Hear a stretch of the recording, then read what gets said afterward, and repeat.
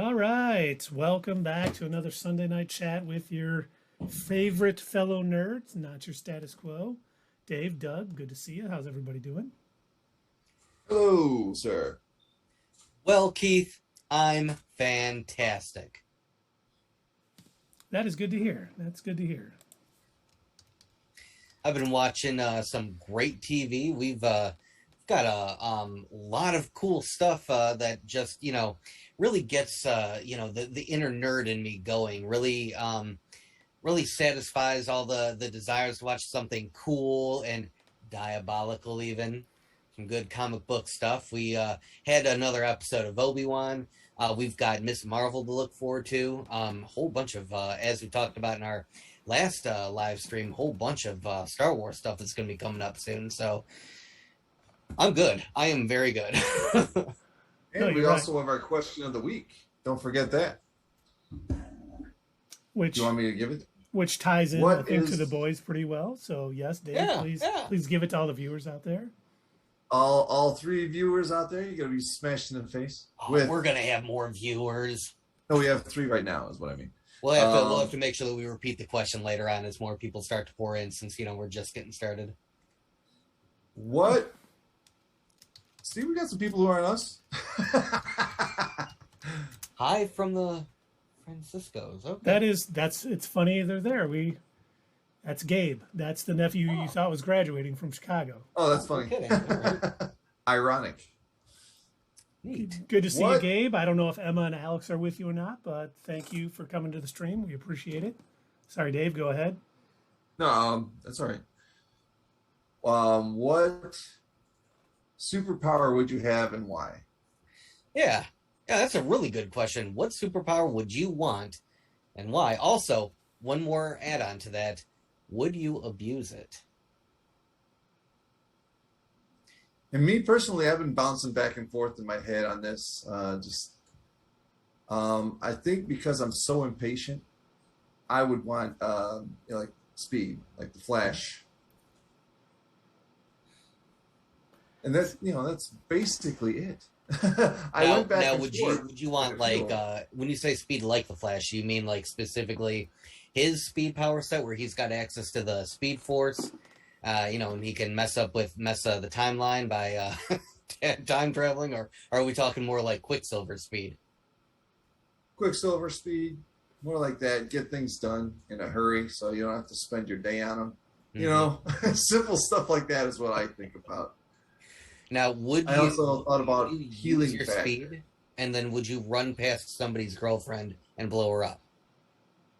No, I probably would. Well, not on purpose.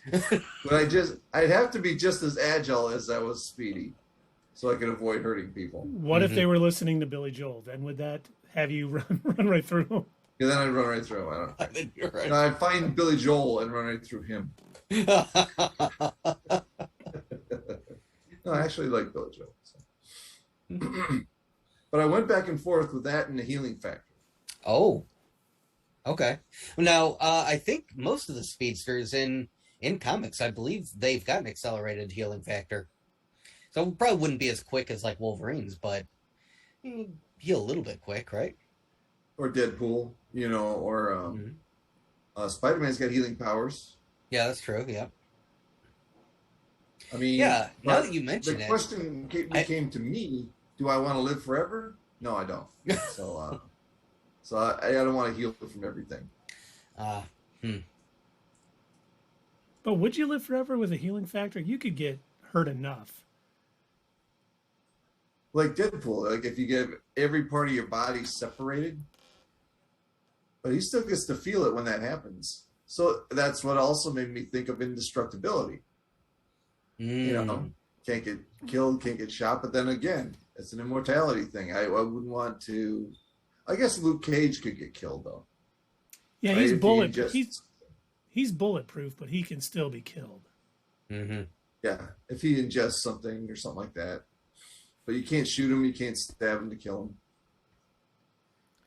See, it's funny because when I was thinking about this, I kept thinking, okay, is it one superpower or could we be like Superman? And I decided to go away from being like Superman because you would have speed, you would have flight, you would have heat vision. I mean, there's too many powers. So funnily, humorly, coincidentally, I picked speed too. Because that is the most OG power you can get that's kind of by itself. And you get everything done, but not only could you get everything done quickly, like Dave said, like, oh, I gotta, clean up the house. You're done. But you get that enhanced metabolism where you could just eat all day and, never put on any weight. So you're like, I'm eating 13 chili dogs today and I'm eating 7 bags of chips. Okay, Sonic the Hedgehog. It's like A-Train said, there's I need 30,000 calories a day, man. Maybe when you were running, I can see your girdle, you fat. Oh boy, we'll get to the boys soon. That was such a good return to business. Oh yeah. Oh my gosh, yeah. I'm really glad that they dropped 3 episodes right away, because there are some instances, and we've talked about this with other series, like with Moon Knight, for instance, where I feel like it would have helped in some of these other series that we've watched before. I think it would have helped them more if they would have dropped multiple episodes all at once rather than kind of spreading some of them out. This was a good instance where it was smart for them to drop a couple of episodes all at once. I would have been fine with probably just 2, but 3 was perfect too. But yeah, it was a nice way to kind of get us back into the world of the boys and kind of catch us up, because I believe a year has passed since the season 2 left off. That is correct. That is absolutely right. So what about you in the chat? Have any of you ever watched that show, The Boys, before? Are any of you watching it now? I hope my nephew Gabe and the Franciscos have not watched it because they're not old enough. We never got your answer, Doug. What would your power be? What would my power be? So, yeah, I was like you guys. I kind of went back and forth on this. Honestly, I would want flight. I would want either flight or teleportation. Now I can move from one place to another just really quick, So, and I think I settled on flight. Flight would have been great. Assuming that I can fly as fast as like most of your Omni-Man, Superman, those kind of heroes. I think that'd be good. Just be able to, especially with and mostly I was thinking about this because yesterday I hit a pothole, so never have to drive and get a tire change again. Never have to worry about the stupid gas prices. Just fly to wherever I want to go. Well, what if you got to bring some stuff with you? You can't carry it all, right? I'll make multiple trips. I can fly. Now, did you hit the pothole before or after we went to Gotham Knight Comics? After. Oh. Yep. There's a hole in the road right in front of the hospital. Where did you say you guys went? Gotham Knight Comics, a new comic book store. It's if anyone is from Michigan on the chat now or watching this later on YouTube, Gotham Knight Comics is at 5 in Newburgh. It's a new comic book store. The owner likes to chat. He's very talkative. Yep. They don't have a lot of comics in there yet. He's got some memorabilia. It's kind of a smaller shop. And it's funny because Doug was like, this used to be a barber shop. He's like, I got my hair cut here. And we were driving today to State of Comics in Plymouth, which is another local comic book store here. And my daughter said, we were talking about Gotham Knights, and she's like, God, it felt like a hair salon to me. And I was like, it's funny you say that. It was. Yeah, I think that's why those half walls were still up that were separating the different sections. Those used to be the areas where they had the barber chairs set up. Is it that plaza with Kroger? No, it is. Kroger is at 5 in Haggerty. This is at 5 in Newburgh. What's in there? There's a Planet Fitness or Planet Ninth Planet, Third Planet from the Sun. I don't know. It's like some smoothie shop. There's a Subway. Is there a Quiznos in there? There used to be. Subway. Okay, I know. Quiznos used to be there, but not anymore. Are there still any Quiznos out there? There's one on Plymouth Road that's only open till 7. I haven't had Quiznos in a long time. I still remember I was working at 9 and Mound, and there was a Quiznos down the street. And I'll never forget this, only because what happened. I like was going on. I was like, didn't bring my lunch that day, and so I'm like, I'm gonna go get a Quiznos. That sounds good. And I was kind of walking up and not paying attention, probably looking at my phone, and I go to open the door, and it's like locked. And I just hear a kid across the street. He's like Nelson from The Simpsons. He goes, ha ha. And I look up, and it's like closed, for good or whatever. And I was like, oh man. Yeah, I don't know why they went out of business. I thought they were good. It was that hamster monster thing in their commercials. What? Hamster monster. You don't remember You those never commercials? saw that commercial? Oh my god. No. It was this weird, like, mutant creature with human lips and teeth that were too big for its little hamster face, and then crazy bug eyes. Oh, poor advertising decision there. It was one of the It was- weirdest advertising decisions I have ever seen. I was even like, who okayed this? We put this animal in your meat. Yeah. Here, I am going to drop this in our Zoom, and just so Dave can see it, or not in our Zoom, our what do you call it? Slack.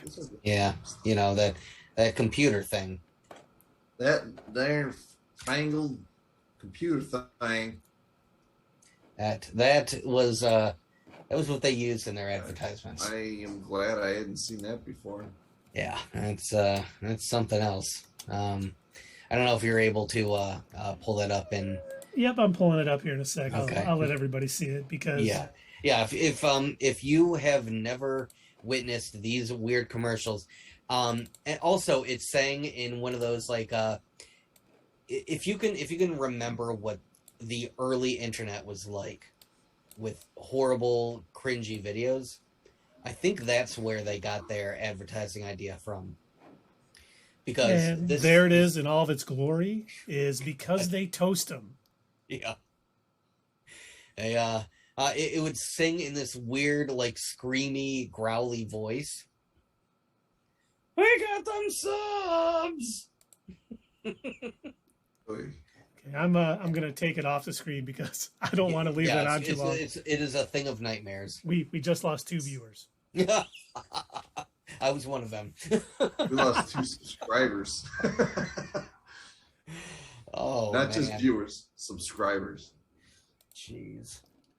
Yeah, that was an interesting choice that they made. I think honestly, I don't know that was the real reason why they went out of business. Or why their businesses slowed. I think actually what it is it's probably just too hard to compete with Subway. If you actually look at the stats for Subway, they have more restaurants than McDonald's does around the world. Wow, I guess there's probably 5 in my immediate area. Did you see the John Oliver last week tonight's thing on Subway? Yeah, crazy, right? Their business practices are something else. They pretty much you can open up a Subway next door to another Subway. Mm-hmm. I mean and then you've got to compete with that other Subway. And the main corporation, they will not stop it. They don't care.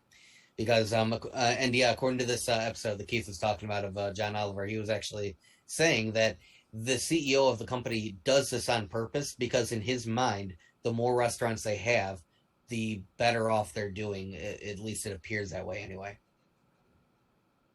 But and like what they have to pay back to the corporation in franchise fees is higher than any other.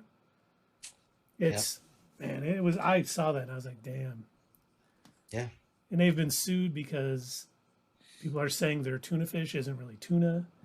Their bread isn't really bread. There was a lot of stuff on that. I was like, we're more of a Tubby's family. We like Tubby's. For those of you not from the Michigan area, you might not know what Tubby's is. Is that just a Michigan thing? I didn't know. I've never seen it anywhere else, so I do believe. What's odd about the bread at Subway is he had mentioned that the UK had filed this lawsuit saying that the bread wasn't bread. I remember specifically a few years ago, there was a lawsuit here in the US, and there was I don't remember where this took place, but they examined the bread and the type of material that was being baked into the bread was done on purpose, and it was like a rubbery material, and it was done that way in order to make the bread more fluffy and bouncy. And Subway's reasoning was, well, it's not enough to harm anyone, so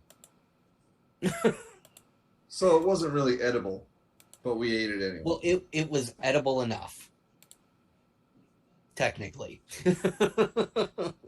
Just like Taco Bell when they said your Taco Bell meat is only 39% meat. Just enough that we can technically still call it meat. Yeah, we can still call it meat. Yeah. I think, are those tacos? What are those? In the chat, no, Yeah. it's a crying Bible thump, and then a what face. Okay. So are these just like new emojis that we have now or something? Yeah, yep. If you click the little emoji, we got some little emojis. And obviously, for those of you that don't know, we did get affiliate. We're working on some things to get all of the proper paperwork in order. And then we'll have new things. You'll be able to subscribe to us. There'll be commercials. You'll be able to, a whole bunch of stuff. But we're pretty excited about it. You know, we're going to have points for the channel. We've been banding about what we should call them. And one of the things that came to me the other day, and I meant to put this in Slack, but it was like 3 a.m. If you guys remember from Marvel past days, they used to have a no prize. You didn't win anything, a no prize. They called it the no prize. If you sent a letter to Marvel, said, hey, I saw this, they're like, oh, you're awarded a no prize. It is a deep comics cut, and I was like, we could have no prize points. But you have 35 no points. Yeah. Man, yeah, we should come up with like a list of like different things that, you know, people can spend their points on, make it fun. Different voices some of us can do, maybe Truman Capote. Or none, you know, no voices would be good. Hey, Doug, if our fans want to hear Dave do Truman Capote, they can spend their no prize points. That's right, I'll do it. I don't care. We know you don't care. Oh, you know what? I bet if we have them spend enough points, I can rant about Wonder Woman 84 for an entire hour.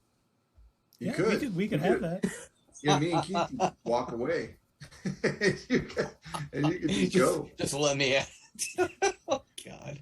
We just have stuffed Dave and stuffed Keith sitting in our chairs while you're just like, and another thing. This is We really do need to invest in stuffed versions or mannequin versions of us, because if you remember, there was a couple of months back where Dave had to be out of town and we were wondering what we were going to do to fill his chair.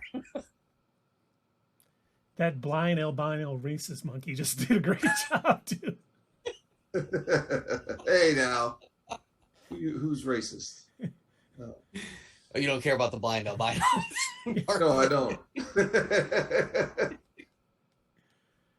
Definitely not racist, though. I'll tell you that. Well, that's good, especially with all the nonsense that's been going on over Obi-Wan. With Reva, you know, that was the thing. It was funny. Gail Simone, a comic book writer today, was tweeting about how it cracks her up every time these fandom menace idiots and other people are like, they always say, don't change existing characters. Don't have them, change race. Just create new characters. So what? We get a new character, and what do? They still complain about it. There is a reason you're against every character that is a person of color. You're racist. Yeah. Now, I shouldn't say that. You can be against characters that are people of color if they're badly written and things like that. But Reva is a damn good character, played by a tremendous actress. And it's funny because they say things I was reading, and they're like, oh, she's a Mary Sue. She's this powerful. And for one, she's not that powerful. She's less powerful than the Grand Inquisitor and the Fifth Brother. She's just much more ambitious.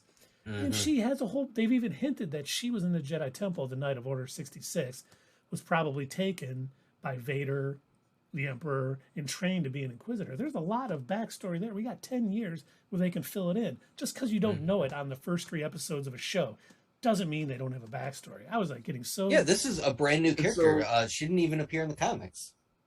Does that mean the rest of the Inquisitors are all Mary Sues as well? Right, exactly. See their development, Well, Vader was a Mary Sue in New Hope. because we didn't have his backstory yet, and he was super powerful. That's true. It just gets so frustrated because Obi-Wan's a great show. I've been thoroughly enjoying it. Mm-hmm. I haven't. I think it's just to me, it's so far it's just been fan service without any emotion. Why did they have a Darth Vader fight in episode 3 with no build-up? He just all of a sudden he's there and they're gonna fight. Oh, he kicks his ass.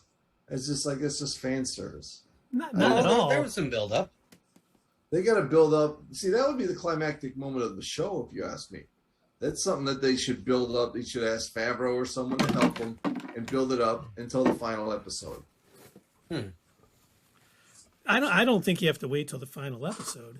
And I do think they did a good job of, I mean, he wasn't going to come out and face Vader at that time. He was going to run with them, but as soon as he started killing innocents to get at him, he knew he had to go out there and, you know, lead him away so Leia could get away, and also save the people he was killing.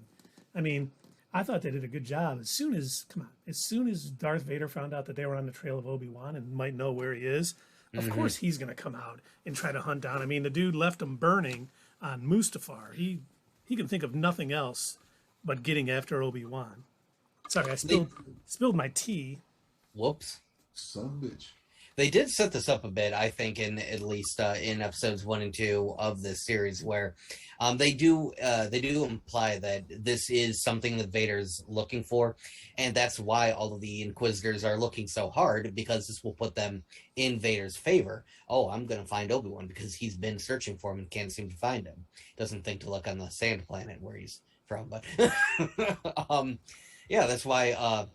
The Grand Inquisitor is like, you know, you're stepping out of bounds, Third Sister. You shouldn't be, doing this. This is for Lord Vader. That's his prize. And unbeknownst to him, Third Sister Reva has been talking to Vader and has told him, you know, this is my plan. This is what I'm going to do. I'm going to find Vader and I'm going to bring him to you. So they did set it up. And then when they had her talking to him with the hologram thing, I figured he was going to show up, on the hunt, because I'm like, okay, clearly this is what they're leading up to. So, yeah, I don't mind that he was in the 3rd episode. There's only 6 episodes this season. I'm fine with it. This is the halfway point. Well, being in the episode's one thing. Having that fight in that episode, it was too early. Can you really call that a fight? That was barely a fight. The fact that even that Obi-Wan got whooped. And it showed Obi-Wan. I mean, he has been just not using his powers. He's been just sitting on Tatooine. And it showed that he is really rusty with the Force. And I mean, and how much more powerful Vader got. I mean, Vader was almost a freaking horror villain when he was just kind of walking after him like Jason. I thought it was so well done. It really built up the suspense. And it showed how much more powerful Vader is than him now. And the fact that Obi-Wan is like, he always finds a way to win. But it just showed the power differential between the two right now is so much greater than it was 10 years ago. Because you need that, because it's going to build up by the time we get to the 6th episode. When they do face again, Obi-Wan is going to have more confidence. He's going to have that Obi-Wan swagger back. And he's going to find a way to, defeat Vader again. Just probably not as badly as he did on Mustafar. Well, the only cool thing that I thought about the show was they got James Earl Jones back. To do the voice. That was really cool. I was worried they were going to have Hayden Christensen do it, and I was going to hate it. So I was very happy when I heard that voice, too. That was awesome. You know what I was thinking when I heard it, though? Because Hayden Christensen's back, if all he's going to be is underneath that suit, it didn't matter if he came back, because it's got James Earl Jones' voice, and he's in a suit. Who cares? But I was thinking, is there some, there's programs out there to make your voice sound like something else. And I was wondering when I first heard that voice, I'm like, is that Hayden Christensen talking and a computer changing it to James Earl Jones' voice? You know what? I know what caused this. I know exactly what caused this. The Michael Keaton post-credit scene in Morbius. No, so they actually are doing something to alter the voice a little bit. If you watch the credits, I don't have an image of it up, but if you watch the credits at the end of the Obi-Wan series, towards the bottom where they have the Lucasfilms logo and everything like that, it does say that they used a vocal modulator, and I'm actually happy that they did that to clean up the James Earl Jones voice, because I think back to the way that he sounded in Rogue One, and it was nice to have him as Vader, but he's getting older, and you can tell, you can hear his age in his voice. The way that he sounded in the Obi-Wan series was good. It sounded really good. It sounded just like he did in the original trilogy. Yeah.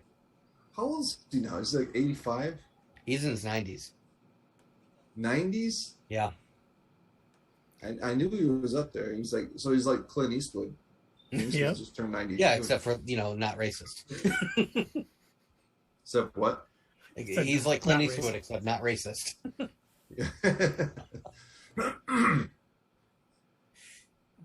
But, getting back to the episode 2, this also, one of the things I did like about it is that they found Obi-Wan on this planet, not Tatooine.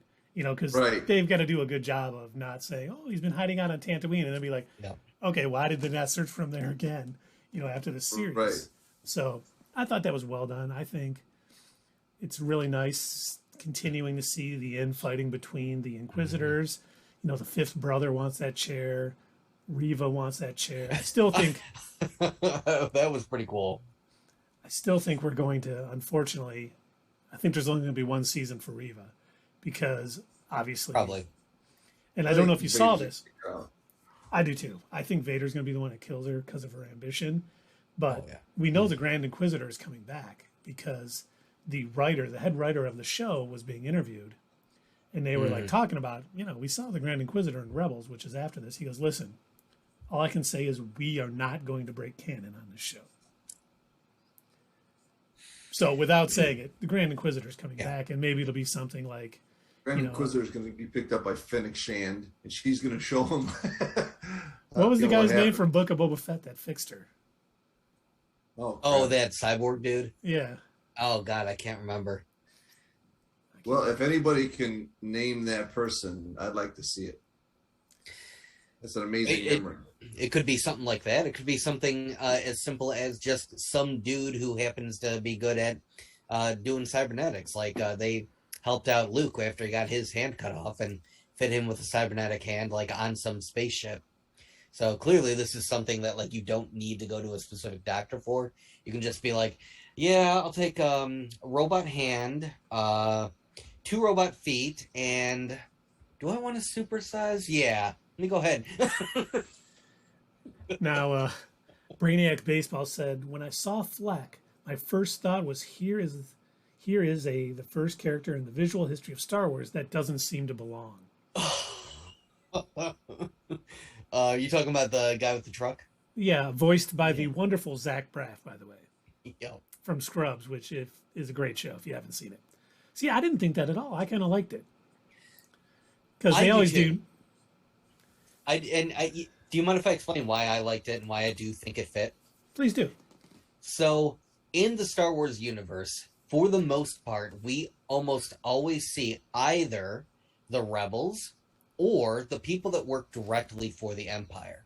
Very rarely during this period of time do we get a chance to actually see just your random civilians and what they think about things. Like, we've got, on Tatooine, we've got Luke's aunt and uncle, and they seem indifferent over the whole thing. They don't seem to care about the Empire one way or another. They just are worried about their crop, I guess, of water. I think that's what they are moisture farmers. Yeah, they're farming moisture. Yeah. So that seems to be what their main concern is. Even Luke doesn't seem to care one way or the other. He just wants to get off Tatooine.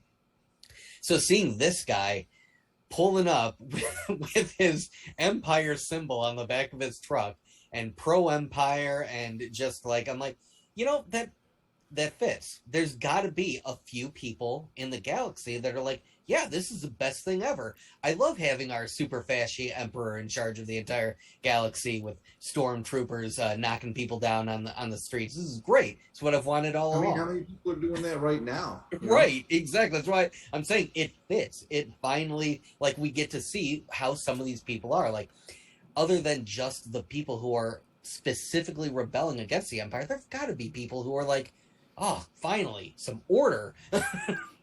Well, and that's the thing that was I thought was so cool about it too. He was a nice dude. He wasn't like this, evil dude. He was like, "Yeah, come on, I'll give you a ride. I'm here to Yeah. help or whatever, you know. Hey, we're all in this, yada yada yada." And he seemed like just an all around good dude. And then when they get and see And then the you see Empire the symbol in the symbol. back, it was just like, oh my god. But there's always Make the people. galaxy great again. Yeah, and I mean, think about it. Make the galaxy great again. Most of the stormtroopers and Empire there, until the Inquisitors and Vader showed up, probably weren't beating citizens. They were just there on garrison. You know, they were just like, hey, you know, we're here. We just got to do this or whatever. They probably treated the people somewhat fairly. You know, not every stormtrooper is going to be the biggest, you know, a-hole that ever lived. They're probably just like, yeah, If we're you here. still We're want to doing hang this. around Vader. Yeah, exactly. Yeah, I assume I look at the stormtroopers as very similar to my military unit. When I was yeah, there were a couple of, you know, assholes that were in the military that clearly Were you one of them? were not great around other people. And then there are other people that, you know, I guess there were like three camps. There were people who specifically wanted to be in the military for like the power that it gave them in their own mind. You know, like, oh yeah, I get a uniform and a gun, I'm badass. And then you got the other people that were like super you know, into America and oh my gosh, yes, I'm doing this for the country. Yeah, that's what I'm doing this for. I'm patriotic and I'm gonna serve my country. When he's beating a citizen. Then there's me. Well, I got laid off and I need a job, so they're paying. And Brainiac Baseball, this is a kid's stream. Please, we don't. Oh my god. Jeez. Too So funny. that's to the 5 people watching. I was wondering what had you chuckling. Now, Brainiac Baseball, just so you know, I don't know if you were on at the beginning of our stream, but the question of the night is, if you could have any superpower, what would it be and why? And would you abuse it? Yeah. Oh yeah. Oh yeah. Well, we're waiting for him to answer. What about you two? Would you abuse your speed powers? I thought about that, and I wouldn't, because that's bad What karma. would be considered abusing it? Yeah.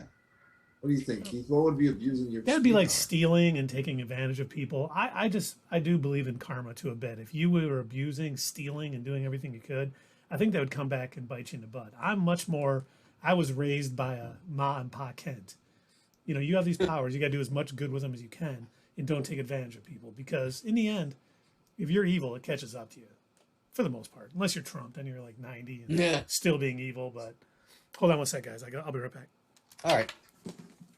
What about you, Dave? If that's considered abusing it, I don't believe in breaking the law, so I wouldn't be abusing it in that way. So, but if I were invisible, I'd probably definitely abuse it. I think most people would. They just want to hear some things that they want to hear. I think so. I picked flight, right? And I think, based on the way that I would want to use it, I would probably technically be breaking laws. We all know that there are, no-fly zones and everything like that. You can't just, fly into another country, uninvited. You got to be careful of air traffic. I would not care about any of that. I'd be like, yeah, I feel like going to London today. Why not? Hey, you can't do that. Says who? I can fly. You can't. Ha ha. But there's laws against crafts doing that, but not about people flying. I mean, if you were just flying, because people haven't done it yet, so there's no rules, man. It's wide open. Just like while there are no rules, then it would not be illegal. But then once they do pass those laws, I will still break them. I would be running across the ocean to go get fish and chips every afternoon. I also don't know. Getting a burrito down in Mexico every day. I don't know if I would be as heroic. I don't know if I would if I would do the whole great power, great responsibility thing. No, see, like I wouldn't go out of my way to I wouldn't try and hurt people, but also I know my own limits, and I don't know that I would try to make it my responsibility to save people, knowing that I wouldn't be able to, that I might be getting in the way, or that I wouldn't be able to save people to the full extent, something like that, right? So you don't believe with great power comes with great responsibility. Do you have an Uncle Ben? But here's my question. If he just has the power of flight and nothing else, like he doesn't have super strength, he can't go up to a plane and rip off the door and save everybody inside. But he can get up there and fly right next to it and watch it go down. Yeah. Oh, shit. I can't help. He could maybe say one person, the lightest person, come jump in my arms. Yeah. I can can only save your save kid. one. That's it. Oh, okay. Wow. No, you know what? I did not think about this. I am not. I'm going down. I'm not good with balance either. Oh, crap. Oh, you're going to get free refills at 7-Eleven, huh? That's pretty. I almost feel like I almost feel like when it comes to powers, you do need like a couple of combo powers, and I think that's why, after like the dawn of the X-Men and like a couple of other superheroes, it became more commonplace for most heroes to have some sort of healing ability, because I don't know that they made that as known in Spider-Man's origins or in some of these other heroes, but then it became very commonplace where like it wasn't just Wolverine who, you know, like that's his like one of his sole powers. Every hero who was like a mutant all of a sudden had some minor healing ability to some extent, and it seems to be Even look at Iron Man when he got when they said that would power his heart for what, 1,000 years? Is that what they said? Something like that, yeah. And then like I was watching Young Justice the other day, and it slipped my mind. I forgot that not only does the Yellow Sun strengthen Kryptonians. Yeah. Not only does the Yellow Sun strengthen Kryptonians, it heals them. Yep. So like, you know, you've got somebody who's badly injured, you put them under a Yellow Sun, they're healed up, and it's like, oh, okay, accelerated healing again. And in the case of like, you know, Superman, where he's got his super strength along with his flight, probably makes it a lot easier. Well, and think about it with speed. You know, Dave and I both, you have to have some level of invulnerability or toughness, or you're really, you're snap gonna rip a leg. all the flesh off your bones. Yeah. So you're right. There's always a certain combination that have to go with each other. You know, if you choose speed, you get the other things that make sure that, you know, you don't kill yourself. You're not going to die running from too using fast. it. Yeah. Yeah.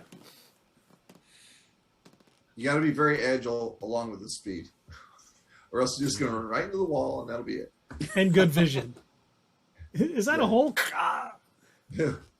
Somebody threw a rock. rock. I was watching something the other day where they were talking about speedsters and what it must be like for them to listen to a regular conversation, knowing that their mind goes faster than most humans. Like how mine already does that, man. Like what a torture that must be, like having to slow down their own speech in order to just talk with other people. My thoughts go like that when I'm in a conversation with somebody and we start talking about something. Then my thoughts already compile and go to the end of the conversation, and then I lose track of what I'm saying in the moment, like I just did. But now add acceleration to that. Yeah. You'd be on tomorrow's conversation.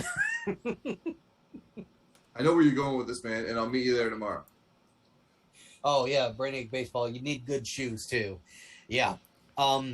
So that was, believe it or not, that was a plot point in Sonic the Hedgehog all the time. It wasn't Flash, too? Oh, was it in Flash, too? Yeah, in the beginning of the series, they mentioned it a few times that their shoes couldn't take it, you know. Yeah, for some reason, there are certain comic book writers out there, or, you know, TV show writers or whatever, that feel that they need to have an explanation for, like, the most mundane things that people probably didn't even consider or think about.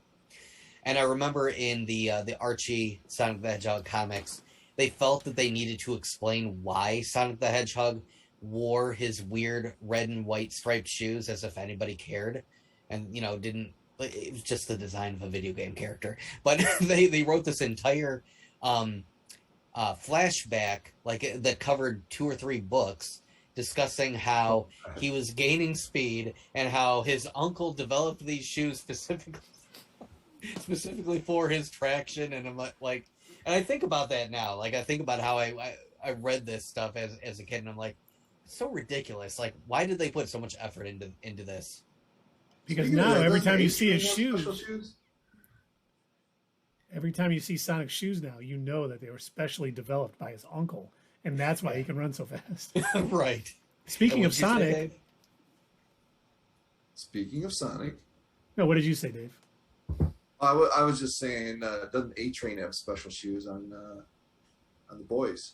I know he might, sells an A-Train shoe.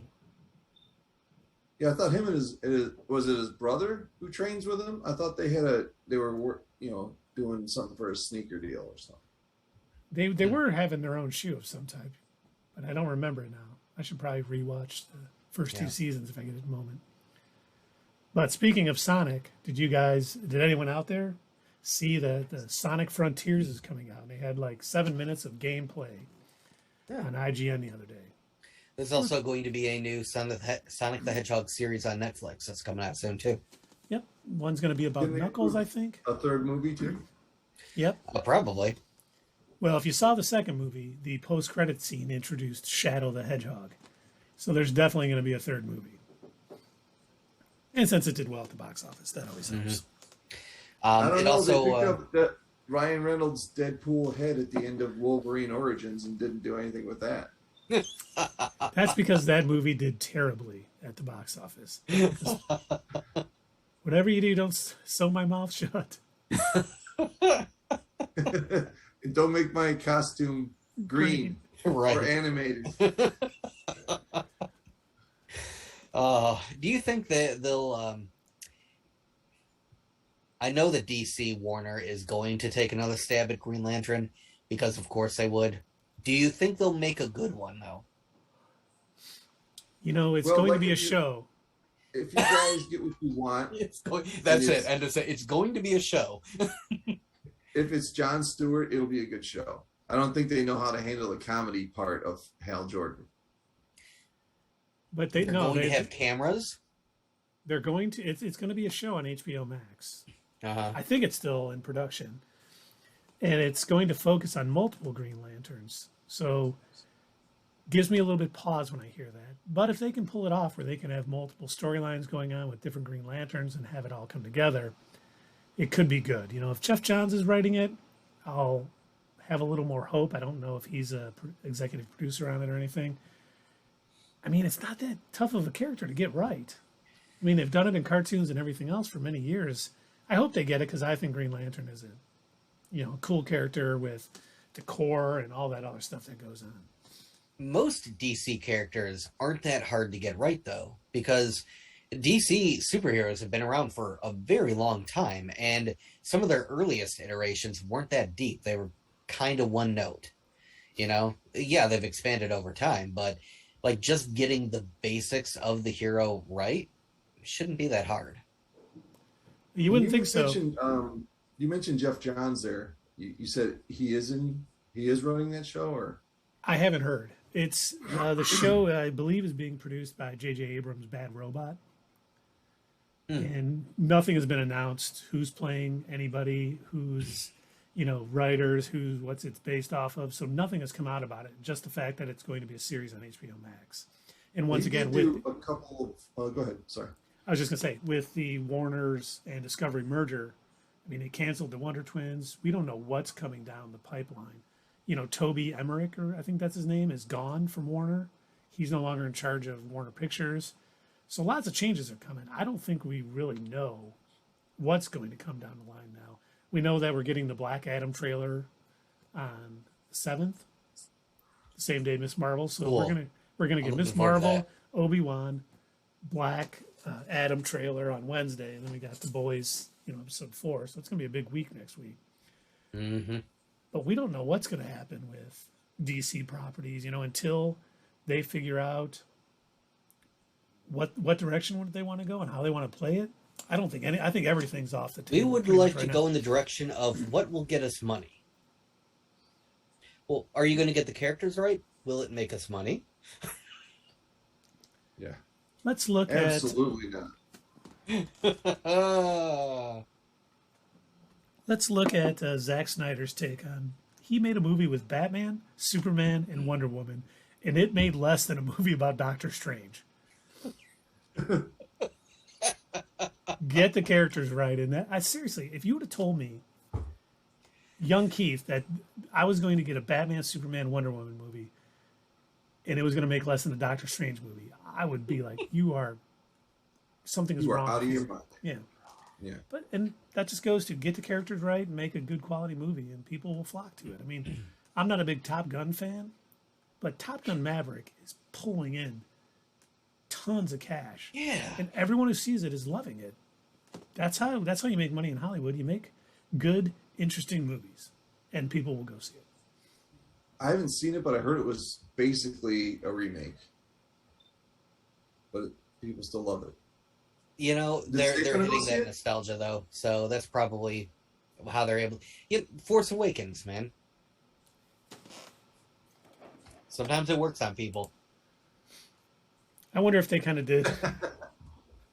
Young Keith. That is my rap name. That's a good rap name. I wish I was young. Let's see your grills. That sounds like you're ready to drop a beat.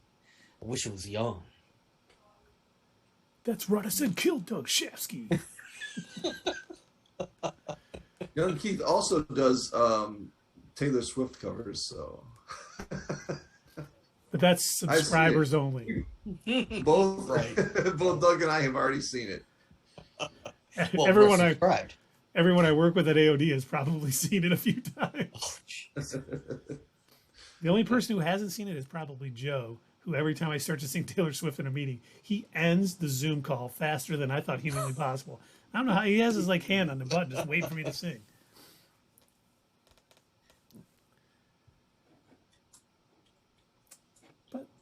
No, but I was gonna say about Jeff Johns. Of course, I'm referring to Smallville. Of course. No music. Somebody say. Obviously, I loved every season of Smallville. The two weakest seasons are 7 and 8, and the 8 is really the worst one. But Jeff Johns directed a 2-show arc in that 8th season where the Legion come back from the year 3000 to help out Superman or Clark. What numbers did they have on that? What's that? What numbers did they They have? had Lightning Lad, Saturn Uh-huh. Girl, Okay. and Ultra Boy. Wasn't it Ultra Boy? No. Guy, you got me for once. I can't remember who it was. I know it was Lightning Lad, and I know it was Saturn Yep. Girl, and I can't remember the third one. And the puns in that show were hilarious.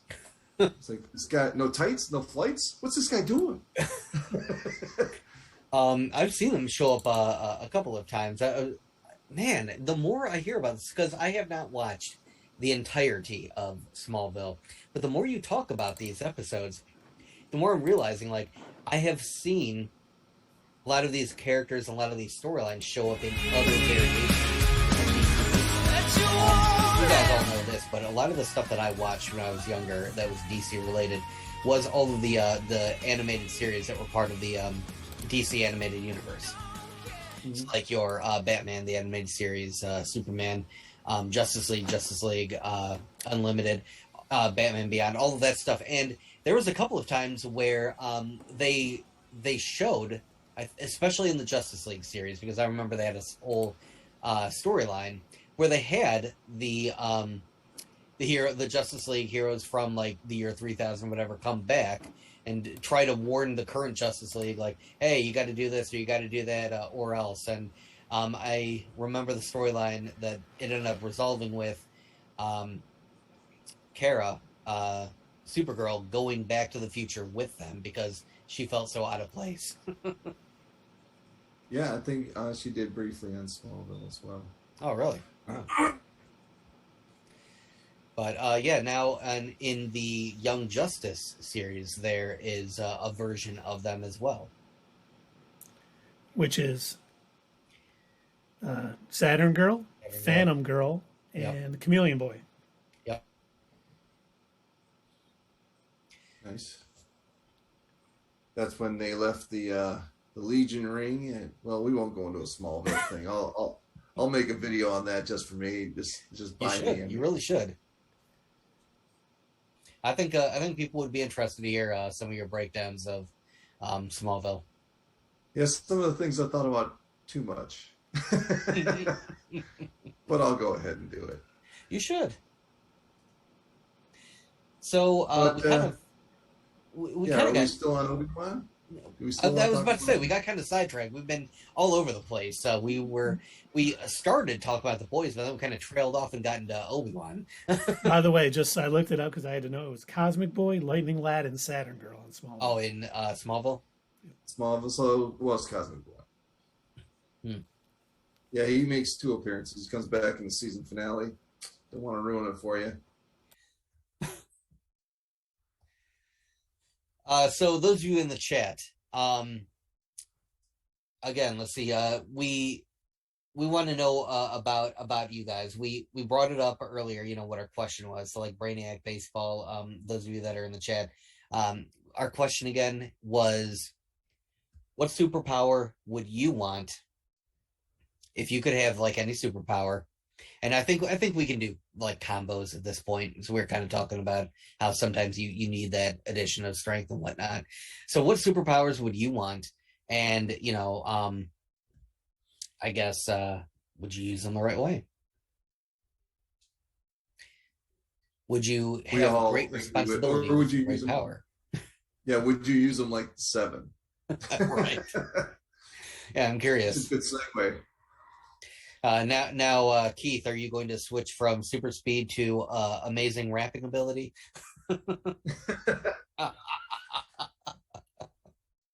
He doesn't need to switch. He's already there, man. Oh, he's already there. That's already your superpower. Okay. All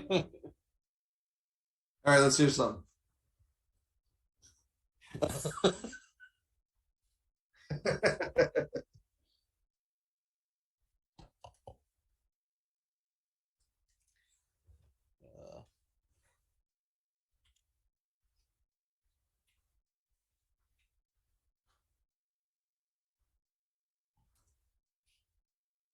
Mm.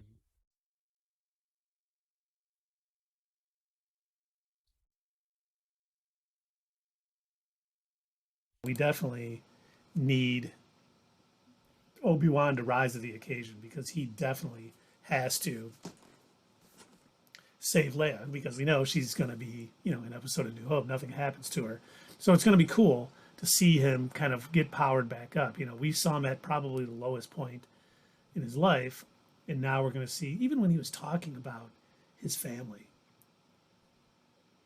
he probably He had a has brother. some major regrets, and he didn't think about it when he was training with Qui-Gon or being a Jedi and a general in the Clone Wars and all that stuff. But now that he doesn't have that other Jedi to be around, he's just basically a hermit by himself. He cuts the meat. He's had time to dwell on things like that. Like, damn, I don't know Hmm. my family. I don't know my mom. I don't know my dad. I had a brother. I have no idea anything about him. And that's someone who's a little bit Yeah, I like that depressed. you mentioned his brother. Does that Leia look like she's 10 years old to you? Yeah, To She's supposed me, to be yeah, 10, right? This is 10 years after. yeah. So I, I, I think she looks younger than that. The way she acts, and she's small. Maybe Hmm. it's just me. I've never been a really good judge of age. Well, also, we don't know Alderanians. Maybe they're uh, uh, the That's true. gravitational pull or she's something. she's not a real Alderaan though. But But she lives there. the That's what he planets means. The the gravitation. planet's gravity and Oh everything yeah, could who knows, who's to say? It's a galaxy far It far always away, blows a my long mind. time ago. Yeah, when they talk about like it's been a year. For who? On what planet? It's not all Earth years. How do we know? It could be a million years for somebody on Alderaan. We don't know. Grogu is 50 years old. He's a baby. Right. Grogu was born yesterday on Alderaan. oh, I'm glad you said Grogu Baby Yoda, because we did get that in the path. We saw Quinlan Voss had been there. Do you think Quinlan Voss is the Jedi that saved Grogu from Order 66? Are you talking about Eric Voss? No, no, not Quinlan Voss was from the Clone Wars, and he actually he was going to have an arc with Ventress that got scrapped when it first got canceled. And then they had a book, Dark Disciple, about him kind of going to the dark side a little bit and then coming back. But he was in the path, and he's one of these sort of almost like a Qui-Gon Jedi, where he's a bit rebellious. He doesn't, follow the Jedi. They make the best Jedis. Yeah, they do. And I think the fact that they showed that he had his little quote was in the path is going to be a plot point for later on when we find out how Grogu was saved. I think it's going to be Quinlan Voss. I don't know what you guys think. That's the first, when I saw that name, I was like thinking about it, and I'm like, oh my god, this is done, because nothing's done accidentally. We're going to hear more. We're either going to hear about him more in this season. Oh, I think we'll hear more about him, whether it's, set up in future series, like maybe he'll show up in The Mandalorian or something. This is like their subtle way of saying, yeah, he's still alive. Or, yeah, I have a feeling this was definitely done on purpose. Who's to say whether they've already decided, who even saved Grogu? I don't know. Well, it's funny because there was a story that, I don't remember who published it, but Dave Filoni in an interview said he knows how Ahsoka and Luke met. Oh. He said, I needed to get that plot point so I knew how to write their interactions in the book of Boba Fett. So I think he goes and writes a bunch of stuff just so he has it, and he can say, well, if someone else is writing like a Mandalorian episode or doing something, these are kind of the tenets that you can't break because we're going to go back in time. And I'm sure they might switch them around if a good idea comes up. But I think at least Favreau and Filoni know who saved him. I wonder, I would love to see that, play out in either the Ahsoka series or something. I would love to see how her initial meeting with Luke was. I feel like she was probably a little tense, maybe, this is another Skywalker. Is he going to be like his father? Do I need to be worried? Keep him at a distance. Yeah, worried that he's going to... Did they meet when Luke is just a teenager? He gave no other details, just that he has already written how they met. Oh, so you think that maybe she would show up maybe in the Obi-Wan series or something? Yeah, I don't know. I honestly, when I first heard him say it, I thought it would be post Return of the Jedi. Yeah, because Luke is going. Makes sense. To me, that would make more sense too. Yeah, Luke is looking for other Jedi. He's looking for things so he can train and start a new Jedi Order. And maybe he, met with Ahsoka, and he wanted her to teach, and she's like, I'm no Jedi.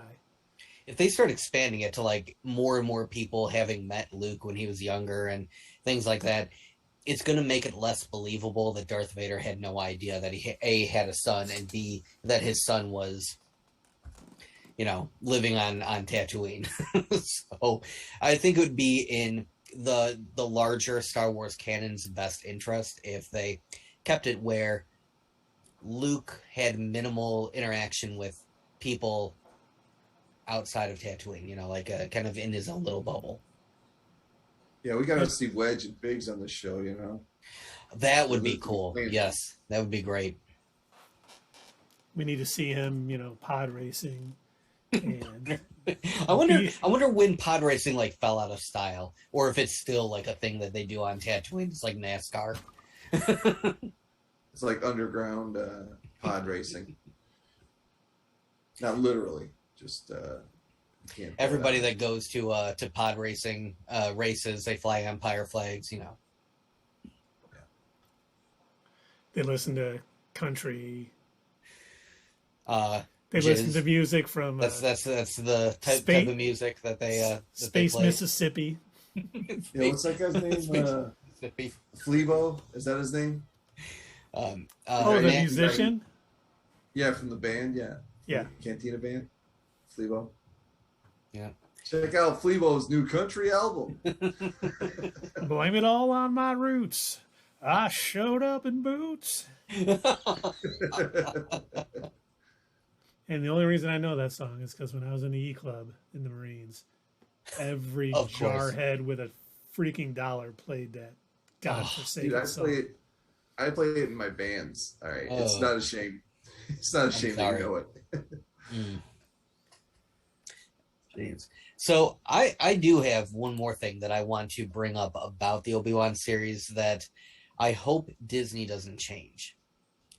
And I will fully admit that I heard about this from another YouTuber. I did not come up with this on my own because it didn't even occur to me until they were Name kind him. of putting the pieces together. Huh? Name him. Who said this? Well, I was getting there, Dave. Oh. Name him. So they go by, I think it's like Mr. Sunday Movies. Oh, I like Okay, him. haven't seen it. He's good. There's two of them, two guys. They just, for some reason, that's what the name of their channel is.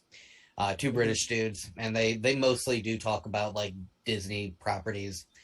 And the one thing they had mentioned is if you look at the point where Disney took over the Star Wars franchise, they sort of Disneyified it to make it so where if they were going to take a villain and they were going to redeem them, they made sure to set it up as often as possible that they're not really a bad guy. They're doing good stuff. Kylo Ren's kind of silly. He's going to be good later on. And so they had mentioned like that this was so different, having Vader act like Vader and allowing him to cut loose and, you know, choke people out and kill them like Break right that there in guy's the neck. village, grab people and drag them through the dirt, light a fire and drag Obi-Wan through it and everything like that. Like letting him be Vader and be like, you know, evil is so abnormal for Disney that they either know that they can't change that character and they can't change who he is at this point, or they're feeling a little bit more comfortable to let Star Wars villains be villains. Well, that wasn't Vader. That was Mephisto. I see. Okay, well, that makes perfect sense. I believe you. That's the big twist at the end of Obi-Wan. I wasn't Vader. It was me, Mephisto. Ha, ha, ha. I was behind Wanda. Twirling the mustache. twirling his mustache, you know, of course. Yeah, see? Yeah. But no, what do you guys think about that? Do you think that Disney's like loosening up a bit, or do you think they just realize that they can't mess with Vader, like they can't change the character? I think this has more to do with Favreau and Filoni than Disney overall. They came in, and I think they were like, "Listen, Vader's got to be this way because he was just, you know, he was evil until he knew he had a son." The thing that really turned Vader in Return of the Jedi was that he had a son. And he was like, that kind of turned him. Before he knew Luke and Leia were alive, I mean, all he cared about was power and pleasing the Emperor and everything else. So, you know, I think they know the character and they're, you know, if Disney would come back and go, you know, he's going to be redeemed. Shouldn't we be? No, this is, you know, years before that. And he is, especially the guy that freaking cut off his legs, left him to burn until the Emperor saved him. He is going to do anything to drag him out. So I would have been disappointed if he was anything less than what he was. This is, again, because they did remind us about what happened with Order 66. He did use the Youngling Slayer 9000. Well, and the thing I like too is his fighting style is different now too, because you saw, you know, he was extremely good with the lightsaber.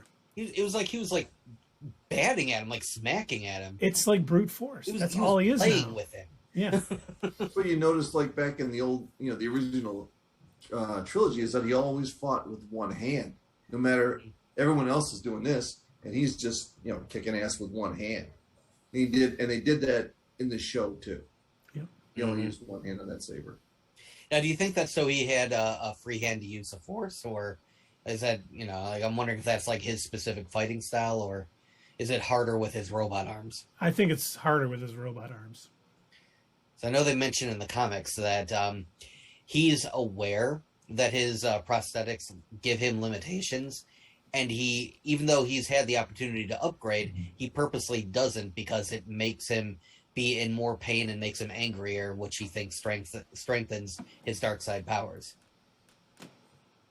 So because I remember people were like saying, well, you know, like after his initial upgrade, you know, his initial body being put together by the Emperor, why did he never get anything better? Well, he did that on purpose. Because pain leads to the dark side. If the Emperor is the one who designed it, why did he ask if there was an ATM on that light bright torso of his? Was that from Robot Chicken? I forget. Yeah. Yeah. Okay, all right, I couldn't remember. Oh my God, he's I couldn't remember if that was a Family Guy joke or if that was a Robot Chicken joke. oh my God, he's crying. He's crying. Hey, it's okay. It's okay. You've been 2 weeks. Uh, Well, you gonna smell like We're in leather. oh. patamame or whatever. Right. Oh man. What a good skit. That was Yes, a good skit. it is good. I go back and I'll rewatch that one, and I love rewatching the Boba one, where like he's imagining what he would do if he wasn't like in the Sarlacc, and he's like imagining drinking at some bar and then taking off and flying and killing all the Jedi and everybody on Endor. Who's got 2 lightsabers now? Boba Fett. See, the greatest Robot Chicken skit of all is the ET. Oh yeah. That one's twisted. That is so. Oh yeah, no, he's a slow one. Oh, Glee Why you Glorp, the calling one yourself finger. E.T., man? That's not your name. With only one glowing finger. E.T. really?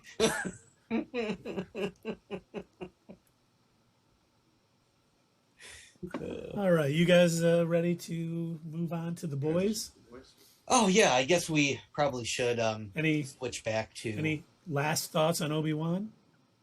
Anyone in the chat? Last thoughts on Obi-Wan? We're losing people in the chat from Obi-Wan. Are we? Jeez.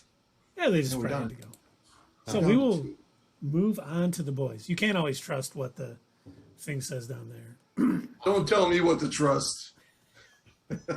Trust in the Force, Dave. I almost did a voice there. Not gonna do it. Oh, thank Not without God. the points. All right, so we got the first 3 episodes of The Boys season 3 on Thursday night. I don't know if you guys got a chance to. I think they dropped like 8 o'clock, which was really nice because I was able to get in an episode Thursday night because said- I have a harder time watching 3 hours of a show with full-time job and 2 young kids at the house. You certainly can watch this show with your kids. No, I'm sure Well, they would be I was quiet able for to. it. I watched them all at once. It was magical. I did not. I watched the first 2 episodes on Friday. I think it was that. Yeah, we met on Friday, right? That's when we were talking. Yeah, that's when we did. I stuff. watched the first 2 episodes then, and then I watched the final episode today, 3rd episode today. Finally got around. Excuse me. Finally got around to it. Holy crap! Wow. It's just reminding you of how graphic they are. Yeah, they've been gone like 2 years. I mean, I think season 2 was 2020. Yeah.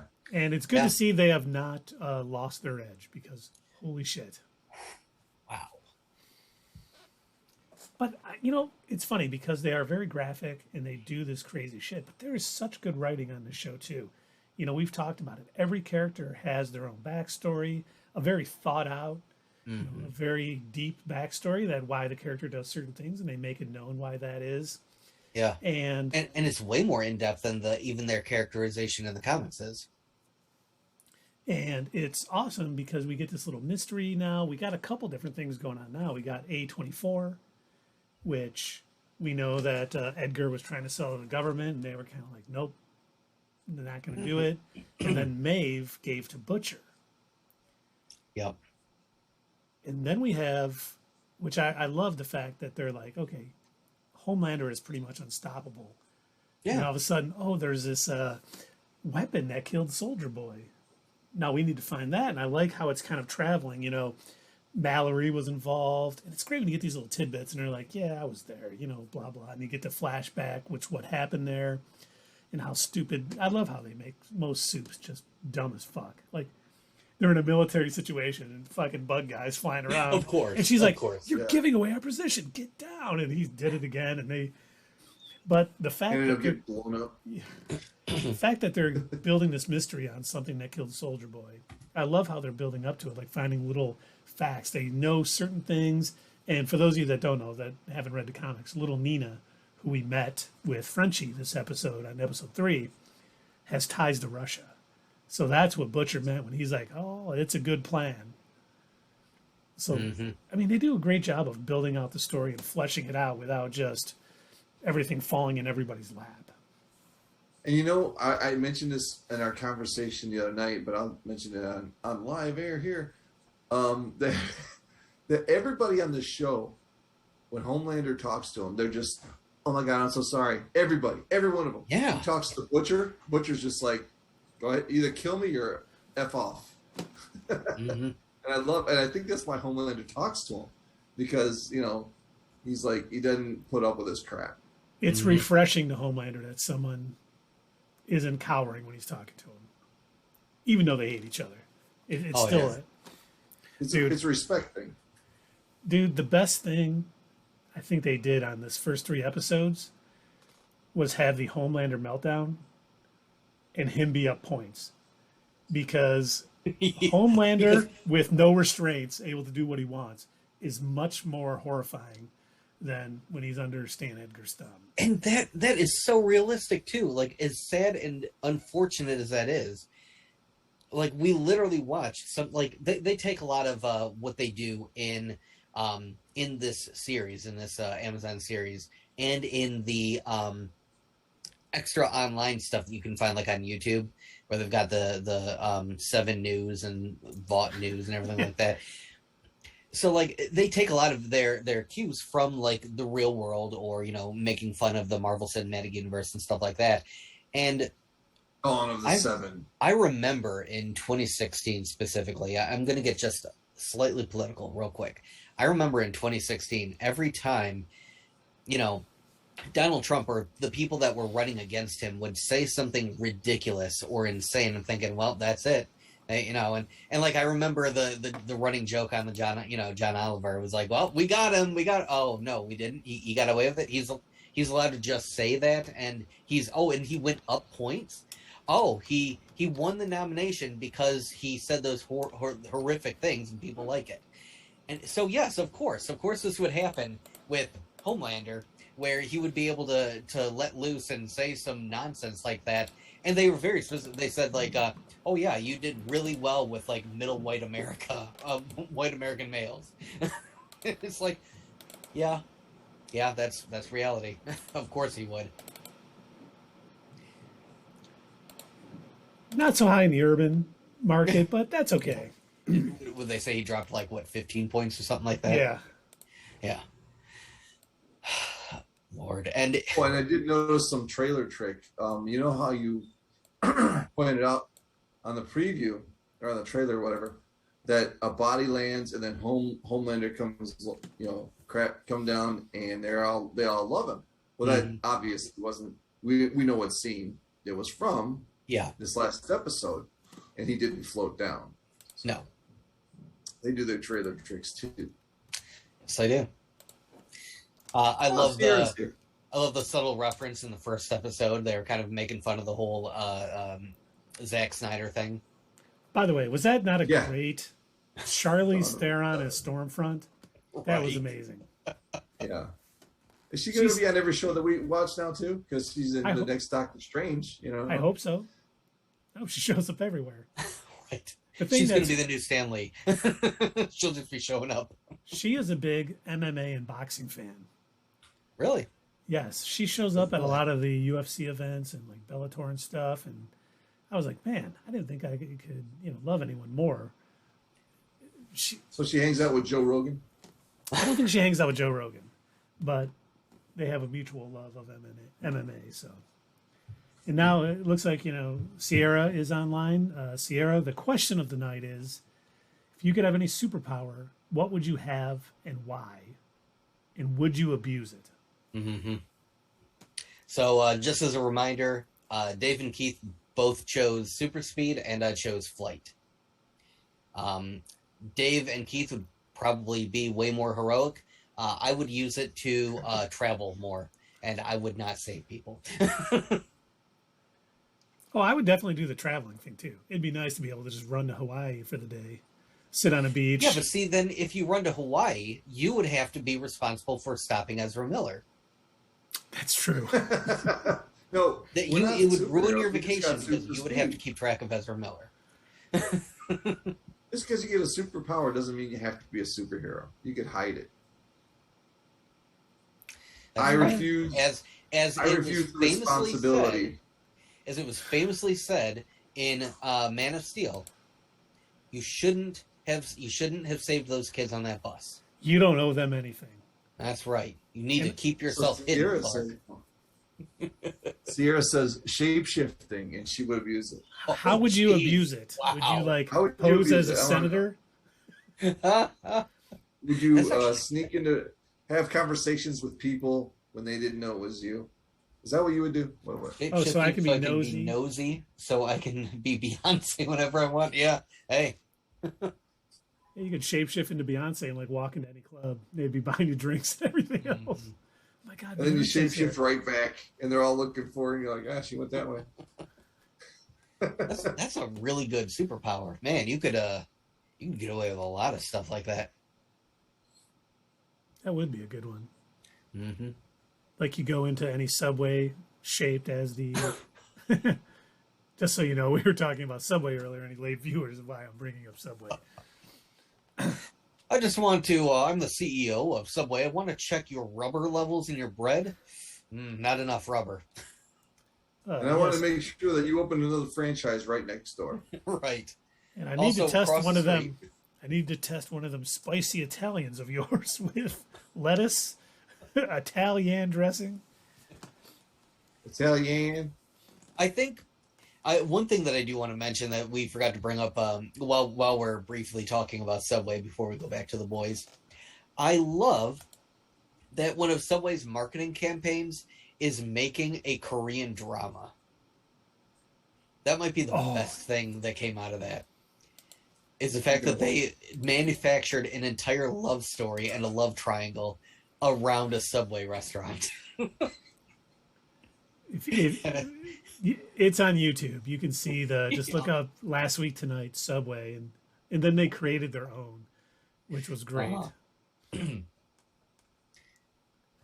But yeah, which kind of a good segue back into the boys. I love how they're manufacturing their own, like their own ways to get around the whole Stormfront thing. And we mentioned that Charlie Theron comes in to play Stormfront, and they're talking about, we were originally going to shelve the Dawn of the Seven, and maybe only release it on Vought Plus, of course. And then they're like, but then it came to us. It's like, I love how this was clearly the plan all along. They were going to just use this, and it's so like one for one to like what happens in real life. It's hilarious, like how they try to rewrite their own history and be It's like, all pure propaganda. yeah, pure propaganda. Oh my lord! I love too in the Dawn of the Seven when it's like, you can't beat me alone. Well, I'm not alone. He's got us, and like they all come walking out. Oh, and I love how they quickly turned it around. A-Train, he's no longer leaving the Seven. Now he's back. Yeah, and A-Train can't run anymore. Yeah, he can't run anymore because of it'll mess with his heart. Might kill him. Sierra asked if we already talked about Butcher's powers. No, we did not. Very get on that. briefly. Comics. Okay, love you, buddy. Old one. Oh, the old one is called State of Comics. Good.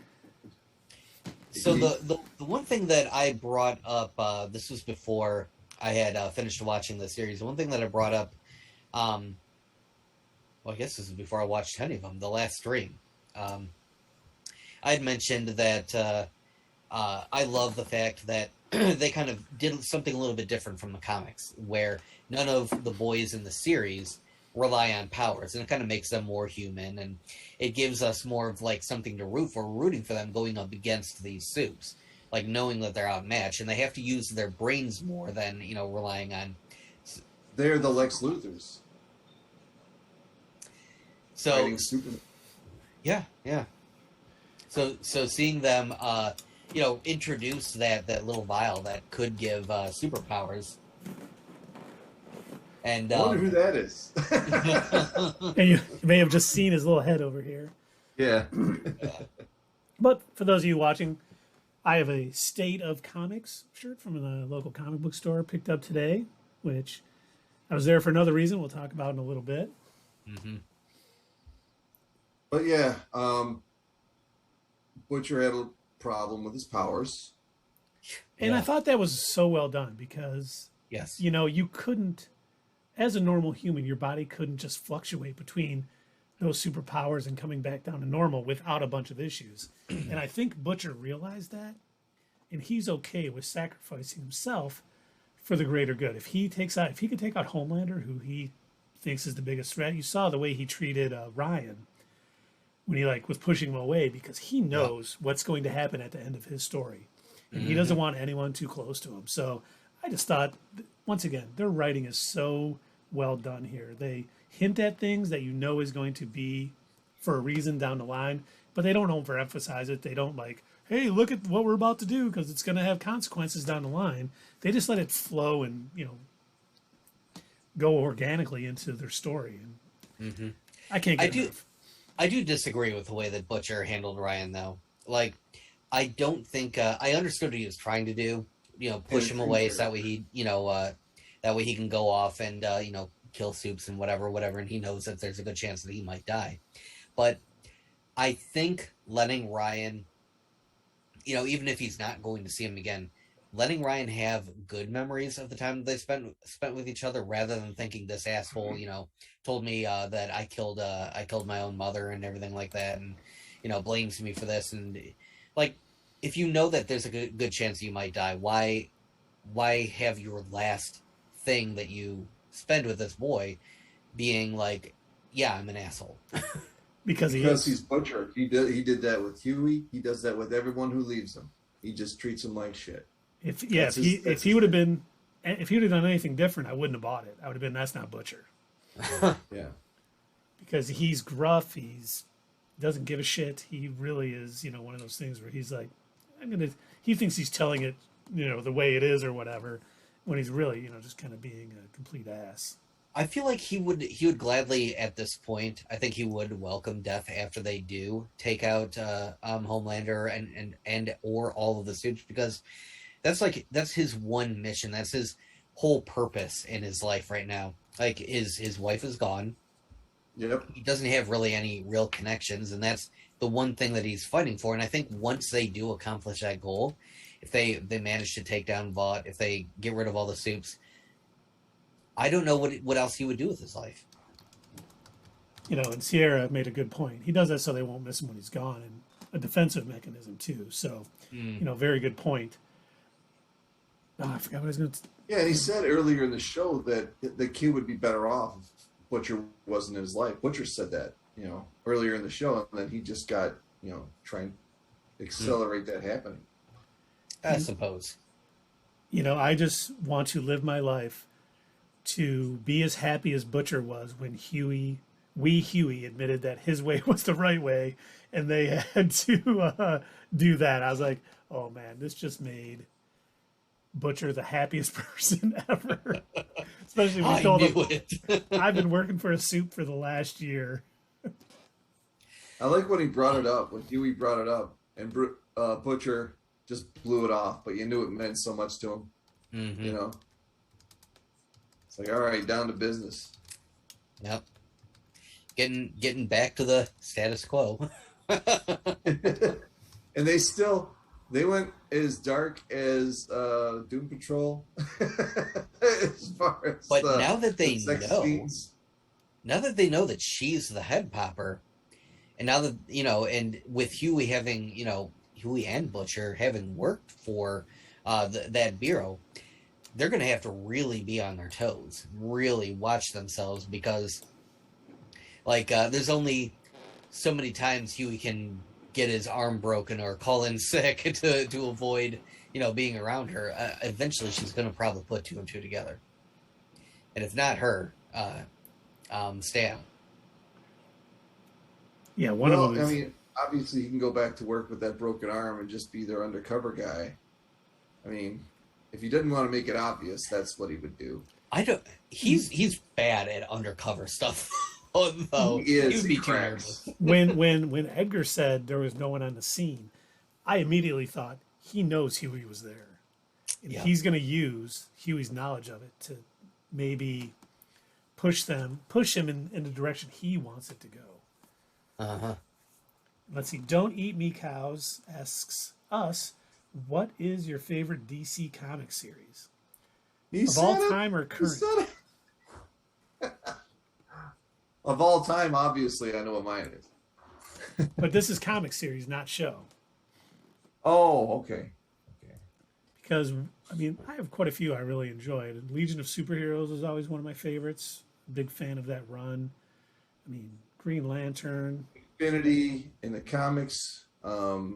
Crisis Court on of Infinite Owls. Earths was tremendous. Booster Doug? Gold.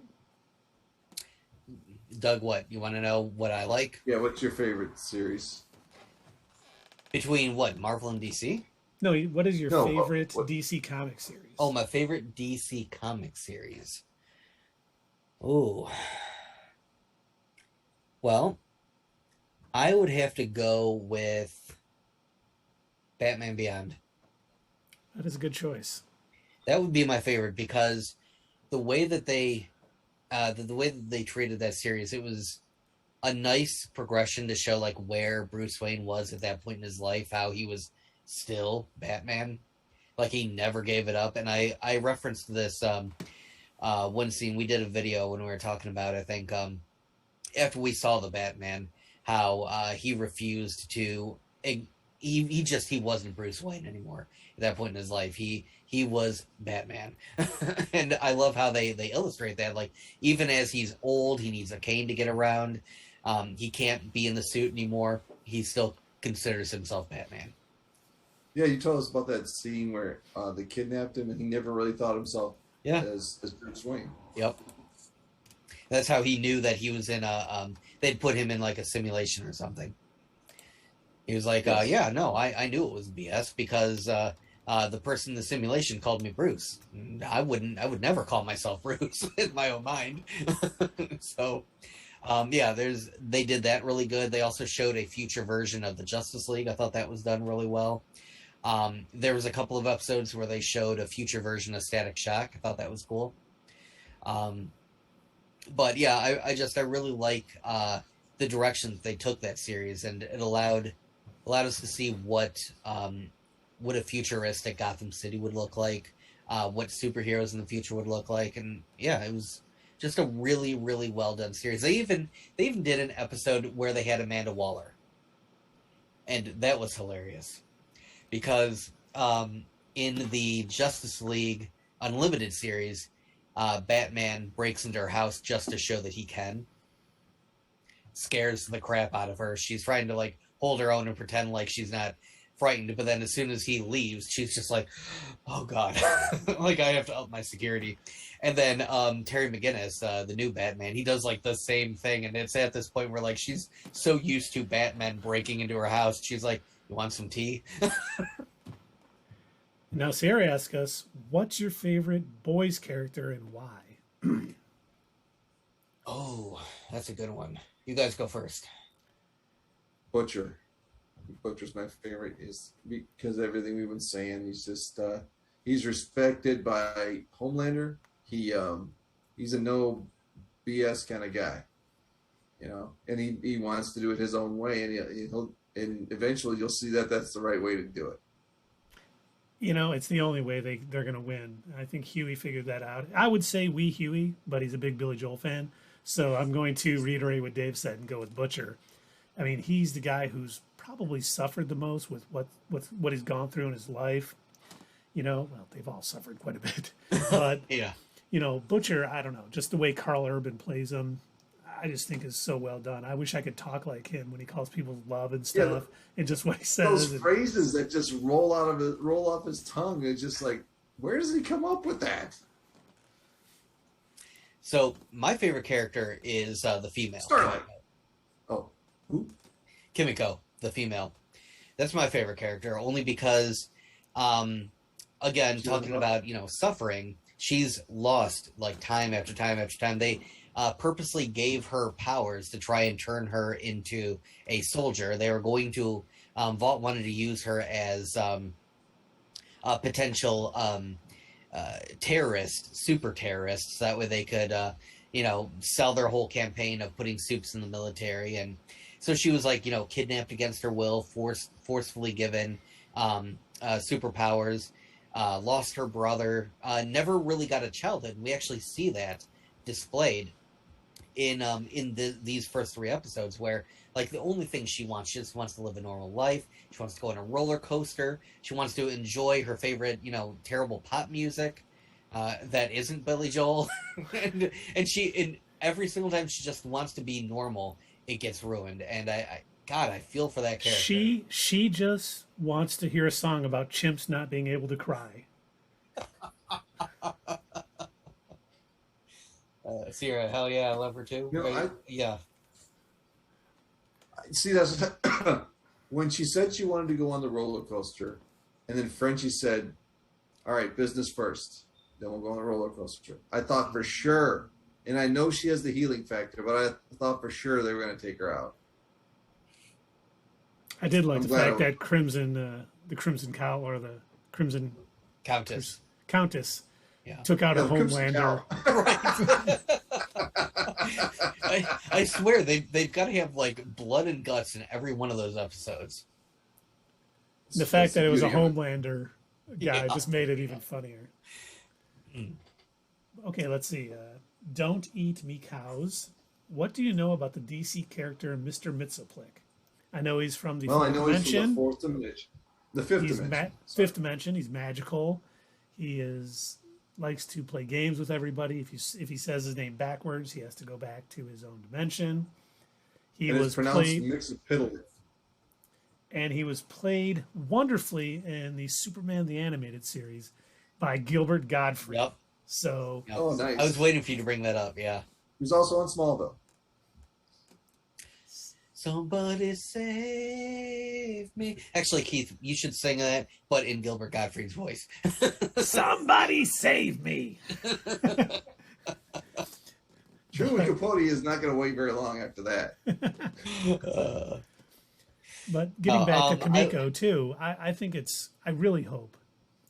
Because, Frenchie tried to make up for it and go, let's go to Six Flags or whatever. And she's like, it's not the same. Yeah, and it's like, because it's like she knows, she realizes I'm not going to have a normal life. And I like her conversation with Ryan, where, they're discussing the idea of having superpowers, and both of them agree, yeah, no, I don't want these powers. Buddy, what's up?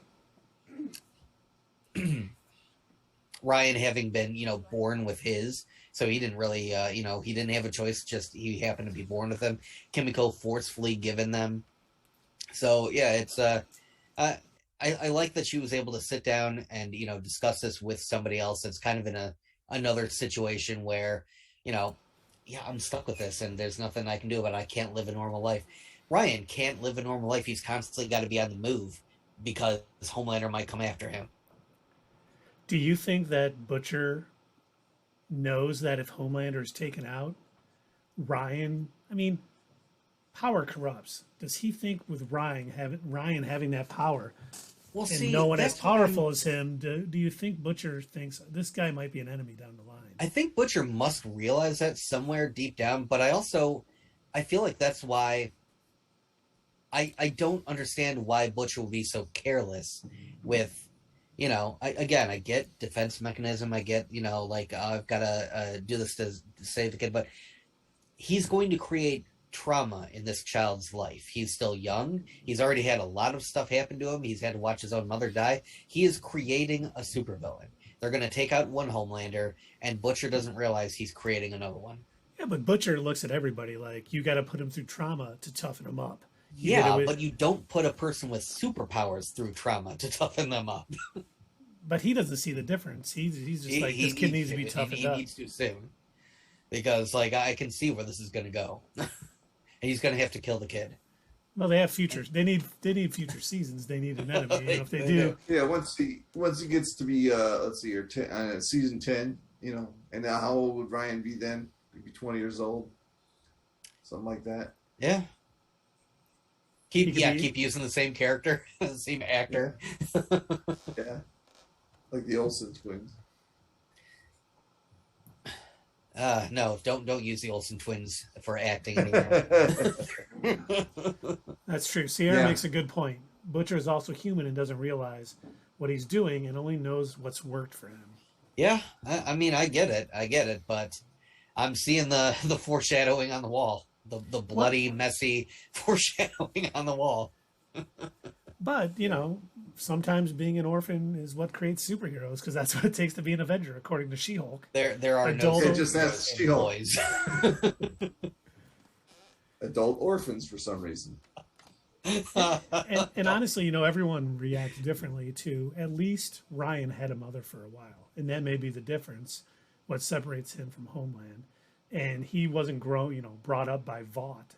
And they're constantly, hey, we need to portray an image and you need to do this. The reason Homelander is the way he is because he was more worried about the bad press if he couldn't see everybody on that plane than letting everybody die.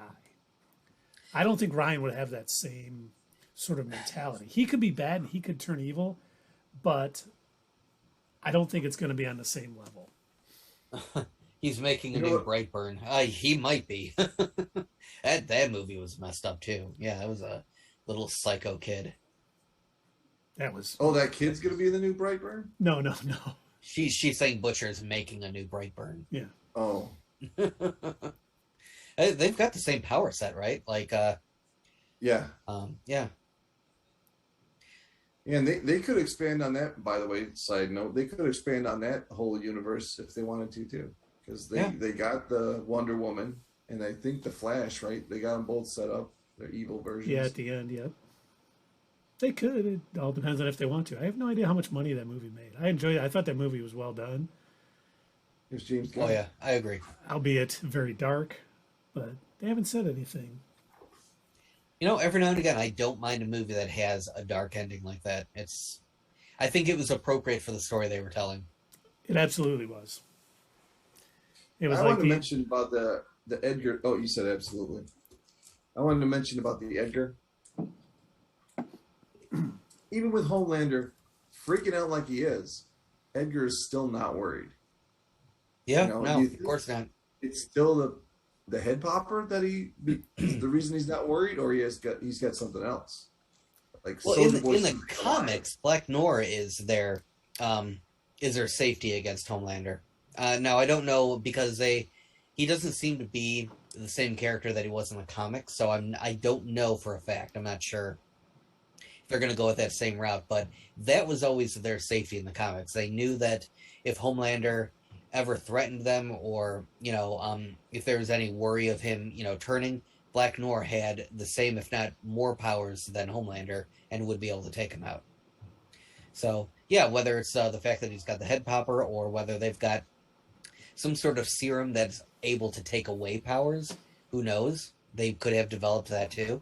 I'm sure he's got something up his sleeve. he probably has multiple things. If the way Edgar is written, he has multiple ways of He's handling smart. Homelander. He's not an idiot. He's not gonna allow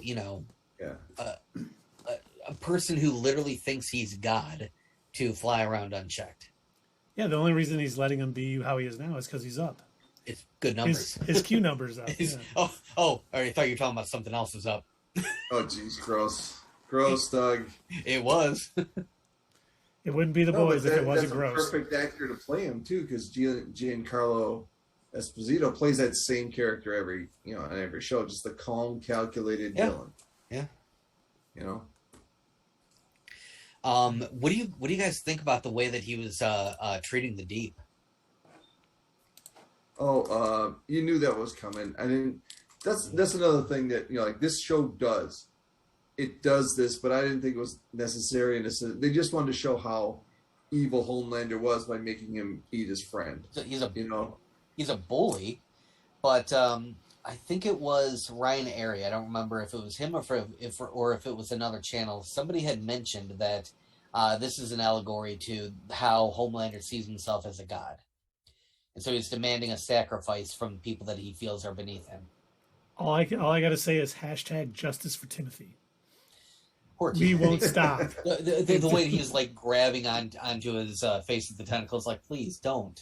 And the ink was coming down You the see all mouth. the ink, yeah. Yeah. Oh wait, Sierra hasn't seen it. Well, I'm sorry, we're just gonna have spoilers here. Sorry, I'm Homelander does not eat anybody, Sierra. We're sorry. You'll have to sorry watch about it. that, Sarah. Total spoilers. Oh. I apologize for that. Or we should tell her, no, Homelander does eat people. He fries them with his laser eyes, and then he eats them. He eats the entire 7 at the end of the first episode. It's disgusting. Yet, I was hungry as soon after seeing that scene. He said the deep tasted like seafood. I feel bad for the Deep whenever he has to go through something like that, like with the Dolphin last season, God. But then, you realize what he did to Starlight in the beginning. Such an idiot. So I think I don't like the Deep, but at the same time, I appreciate the fact that he's just dumb. He's like the dumbest out of the entire group. Ignorance is bliss. And it really is for him. It really is. I love the fact that he's like, I had Shia LaBeouf's Ghost Rider write this book or whatever. I was like, that's too funny. But then, I love how the interaction with Homelander, and he says, he threatens his life, and he walks away, and he's like, "Are you okay?" He goes, "What? I think that actually went pretty well." Right. But the way, they do a good job of showing just how big a bully Homelander is with the stuff he even says to A-Train. Because when he zooms back, because he hears A-Train whisper something, which, Lord. But I liked it better on his birthday when he's like, I can see your girdle, you fat fuck, or whatever. While he's like smiling so nobody knows. And he does keep making fun of his weight. Like, wow. Come on, dude. And I still, A-Train, when he sees Huey at that first episode at the premiere of You should have called him Shitbird. I know, I wanted him to. But he's like, hey, how's it going? And Huey's like, no. We're not buddies. Okay, Don't Eat Me Cows is asking us if we can explain the fifth dimension. We can't really. The fifth dimension is unexplainable according to DC Comics lore. It's something that we can't comprehend because we're not from it. Mm-hmm. So, if you want, we can go into the scientific explanation where all the dimensions are actually intertwined in different. No, okay, we won't do that. I even lost the other guys here, so forget it.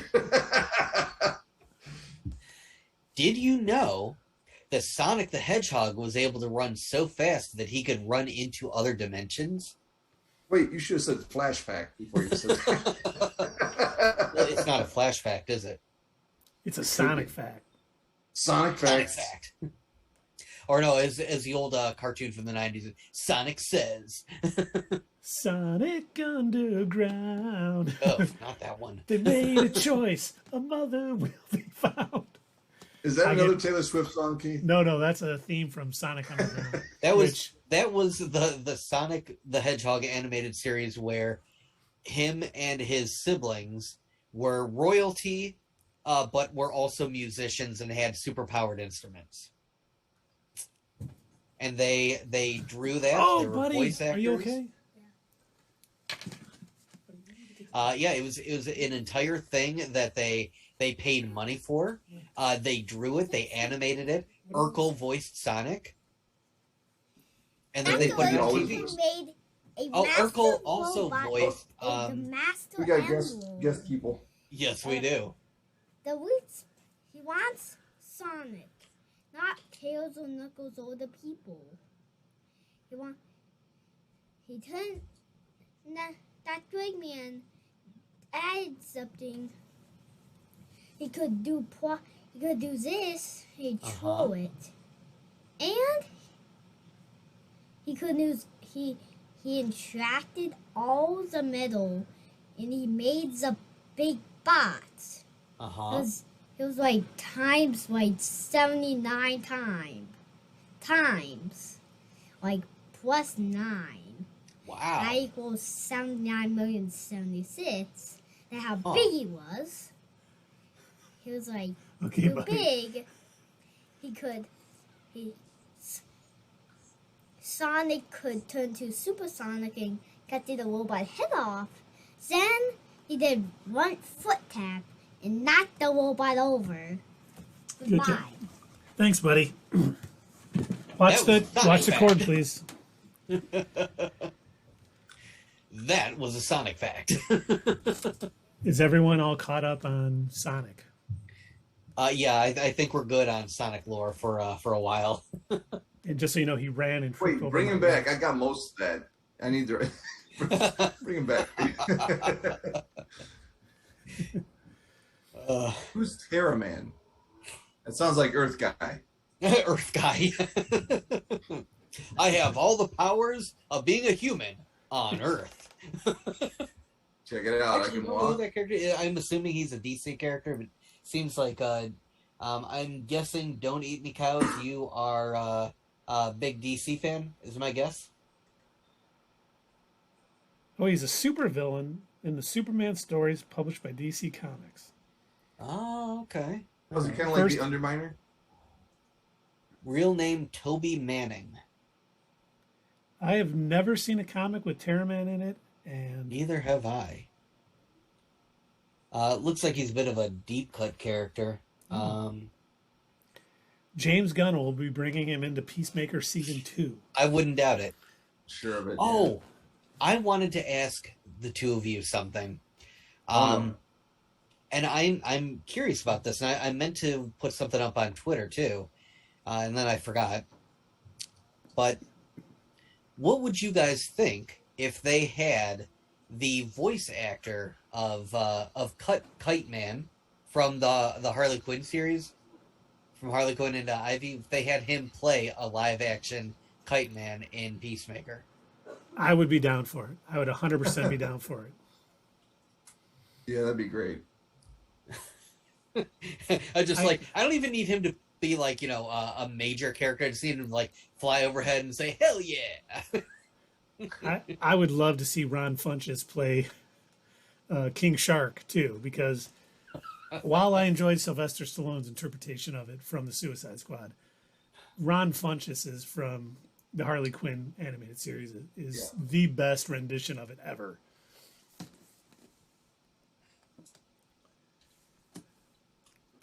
Let's see. Oh, wait a minute. The new Barry comes out in 10 minutes. Yay. Oh, all right. You guys start watching Barry yet? I have not started watching Barry yet, no. Yeah, with having to watch Obi-Wan and 3 episodes of The Boys, and I have not had time to venture into anything else yet, but I plan on it. It is in my queue on HBO Max, as you will. And now we got Miss Marvel coming up this week, so you're gonna have even less time. Gonna have to watch that now too. Yeah, and I watch Star Trek: Strange New Worlds too. I don't know if anyone else is watching that, and the season finale this Thursday of Young Justice season 4, Phantoms, or season 3? No, 4. Wait. It's 4. What? Yeah, the season finale of Young Justice is this Thursday. Oh, I misheard you. Sorry. Wow, already. Jeez. Yeah, Yeah, I you guess guys I guess talk it about is kind that of ramping show, up go to ahead. that point. What'd you say, Dave? I said, if you guys want to talk about that show, go ahead. I don't watch it though. Oh, no, we don't need to talk about that right now. Young Justice? Yeah. No, I'll say this about it. If it was the first 2 seasons, we would be talking about it more. Yeah. I will say this about it. They are good at. I would say in some cases they play it safe to a point where they take well-known characters and well-known storylines and they put them into the Young Justice series because they know that people will recognize them.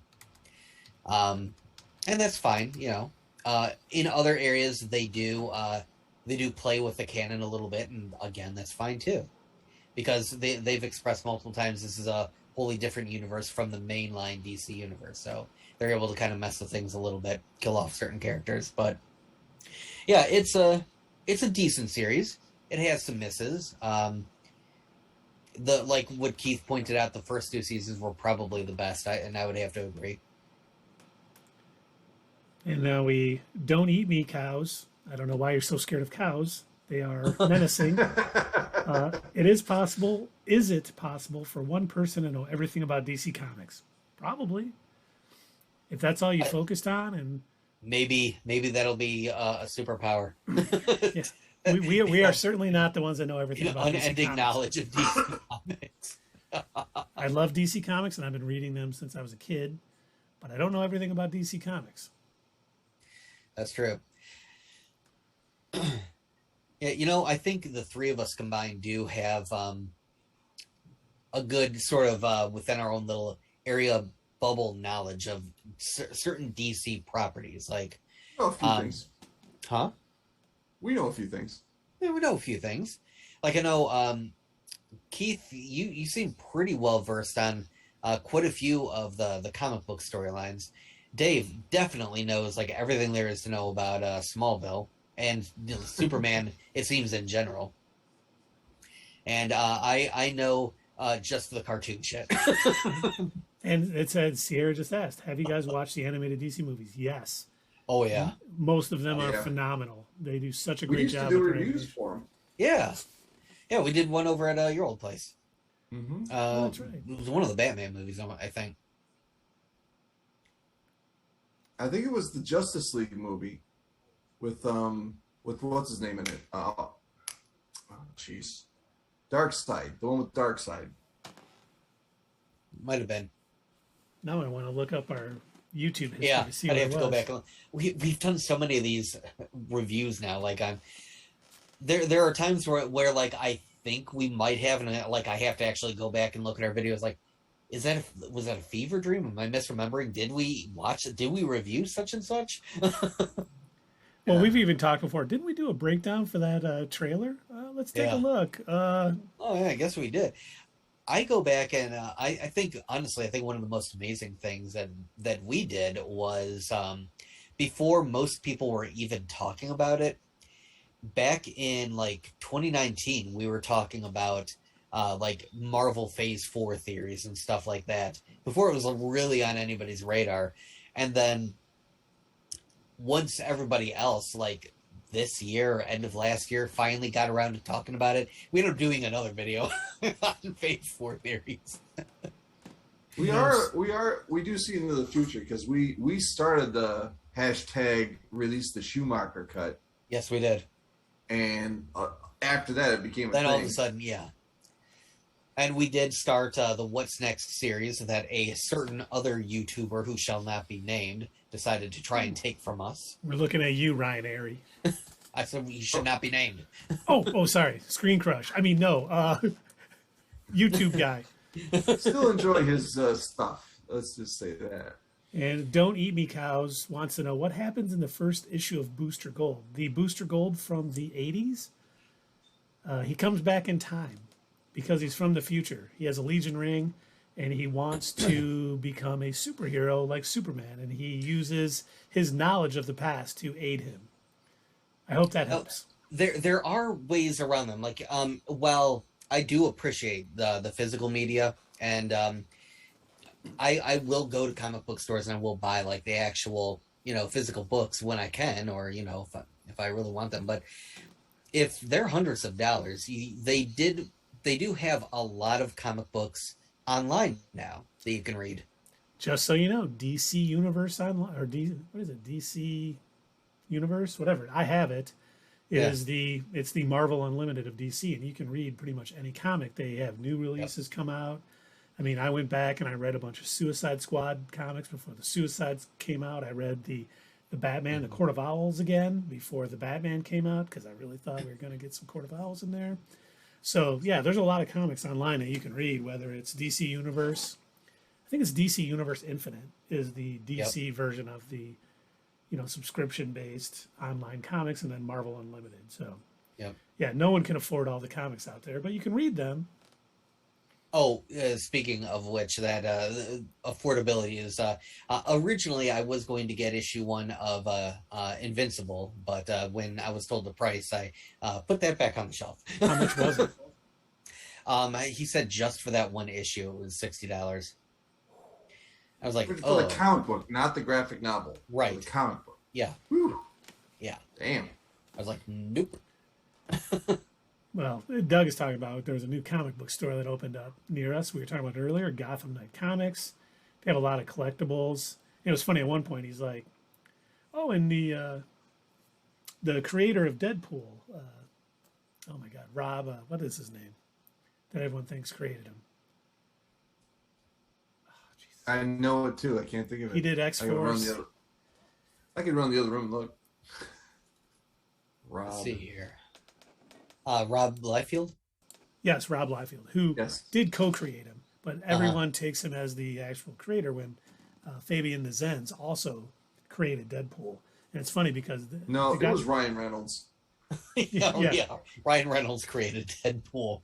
He went back in I time. pretty much based Deadpool on Ryan Reynolds. I mean, come on. What are you saying, Keith? I don't remember now. You were talking about He the lost guy his at train the of comic thought. store. Oh yeah, Hey, yeah. This guy, the owner guy, he likes to talk, and he does not take a breath, so anyone else can really get him. But he was like, and I got a Deadpool Funko Pop signed by the creator. You know, I'm like, well, one of the creators. It's not both. You didn't say that to him, did you? Yes. I was listening to Keith, and he was like, without using the literal words actually, he was actuallying this guy. This guy would say something, and then Keith would be like, well, this. And I was just like, Keith, just say like, well, technically, or actually, just come on, just make my day. I should have. Push your glasses up. Actually. Actually. But What he was I did- about to say? Yeah. He was looking forward to Black Adam, so, you know. And he opened up a comic book store, so, Yeah. you know, that's cool. Yeah, And I he did- definitely he's got on the back of his shirts. He's something about nerds. Get your welcoming nerd on, home. I think. Get your nerd on. Yeah, that was it. Oh, that's And, awesome. yeah. Yep. And he says, yeah, I want to create a space for other nerds. He says, I love this stuff, and I think he's probably like any of your other average or run-of-the-mill nerds. Not everybody. I certainly didn't know any of the creators of Deadpool, so thank you, Keith. I didn't know either of them until I Googled it. It just always cracks me up because Rob Liefeld is very active on Twitter, and he constantly talks about how he created Deadpool. And his Deadpool He's one of creation, those guys. yeah, his Deadpool creation was Deathstroke. He didn't become Deadpool. Was it Jim Kelly? Another writer picked up Deadpool because he was just Deathstroke and turned him into what he is now. Wait, Daniel Way. I don't think it was Daniel Way. Daniel Way does a great job writing him, but he wasn't the one who first brought him to, breaking the fourth wall and doing all that other stuff. And I can't remember his name. Yeah. But people give Rob Liefeld crap all the time. They're like, yeah, you created Deathstroke Jr. So-and-so created Deadpool. But, You copy Jim pasted Kelly. Marvel's character I mean, Slade Wilson, or Wade DC's Wilson, character. or Yeah. as they say it on, what is the DC kids show that my son watches? It's not Go Titans.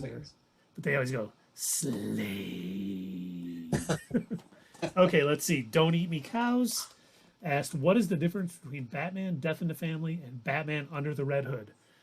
Outside of the Missed titles, another question. outside the titles of the two comics, in Batman, Death in the Family, the Joker kills Jason Todd. In Batman, Under the Red Hood, Jason Todd comes back via the Lazarus pit and becomes the Red Hood. So it's a pretty big difference. I don't know if you're testing our knowledge or you really wanted to know the difference between the two. I was going to ask But- if that was a joke. It's Yeah. like I sensed the joke coming. And I, Well, Sierra said that why wouldn't they use the content from the animated movies for live action? And I think me and Keith have talked about this before. You can't do the same thing in live action that you can in animation. You can do so much more in animation, and it just works out better. and they, I think- but the thing DC did great about they got great voice actors. They were well written. They really took their time, where Marvel just failed miserably. Marvel just seemed like, let's push any crap out as a cartoon and hope it sticks. And they, Yep. man. And Marvel has very few successful animated series that people will go back and remember and like, yeah, I used to love that one Marvel. I'd say X-Men is like the biggest one that people will remember and they'll talk about. Um, and then there's like 2 or 3 Spider-Man series that people will go back and talk about, like usually the 90s Spider-Man series, Spectacular Spider-Man.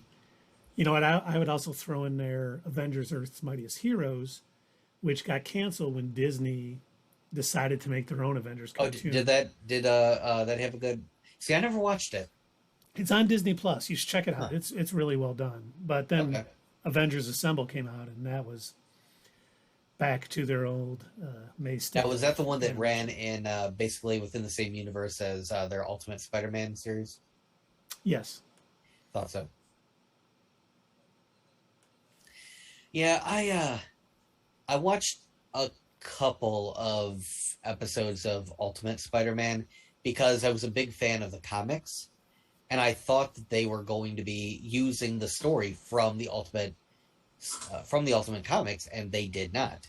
They just used the title, and it was nothing like that. And I was like, that's lame. That's not cool. And it seemed more like they were using it as an opportunity to use all of their IPs in a Spider-Man centric world. They wanted to put, Iron Fist. It was almost like they wanted to make sure everybody knew these are Marvel characters. We own them, and we're going to show them on TV. And I really hope now that Marvel Studios has taken over the TV and the animation divisions, it's no longer Marvel Television, that we get a little bump in quality. What If I thought was pretty well done. We get I Am Groot coming August 10th. For those of you that didn't know, they just dropped that little tidbit today. Mm-hmm. I hope it's entered. I hope being my expert on Sonic the Hedgehog you saw earlier can watch it and enjoy it. I'm sure he will.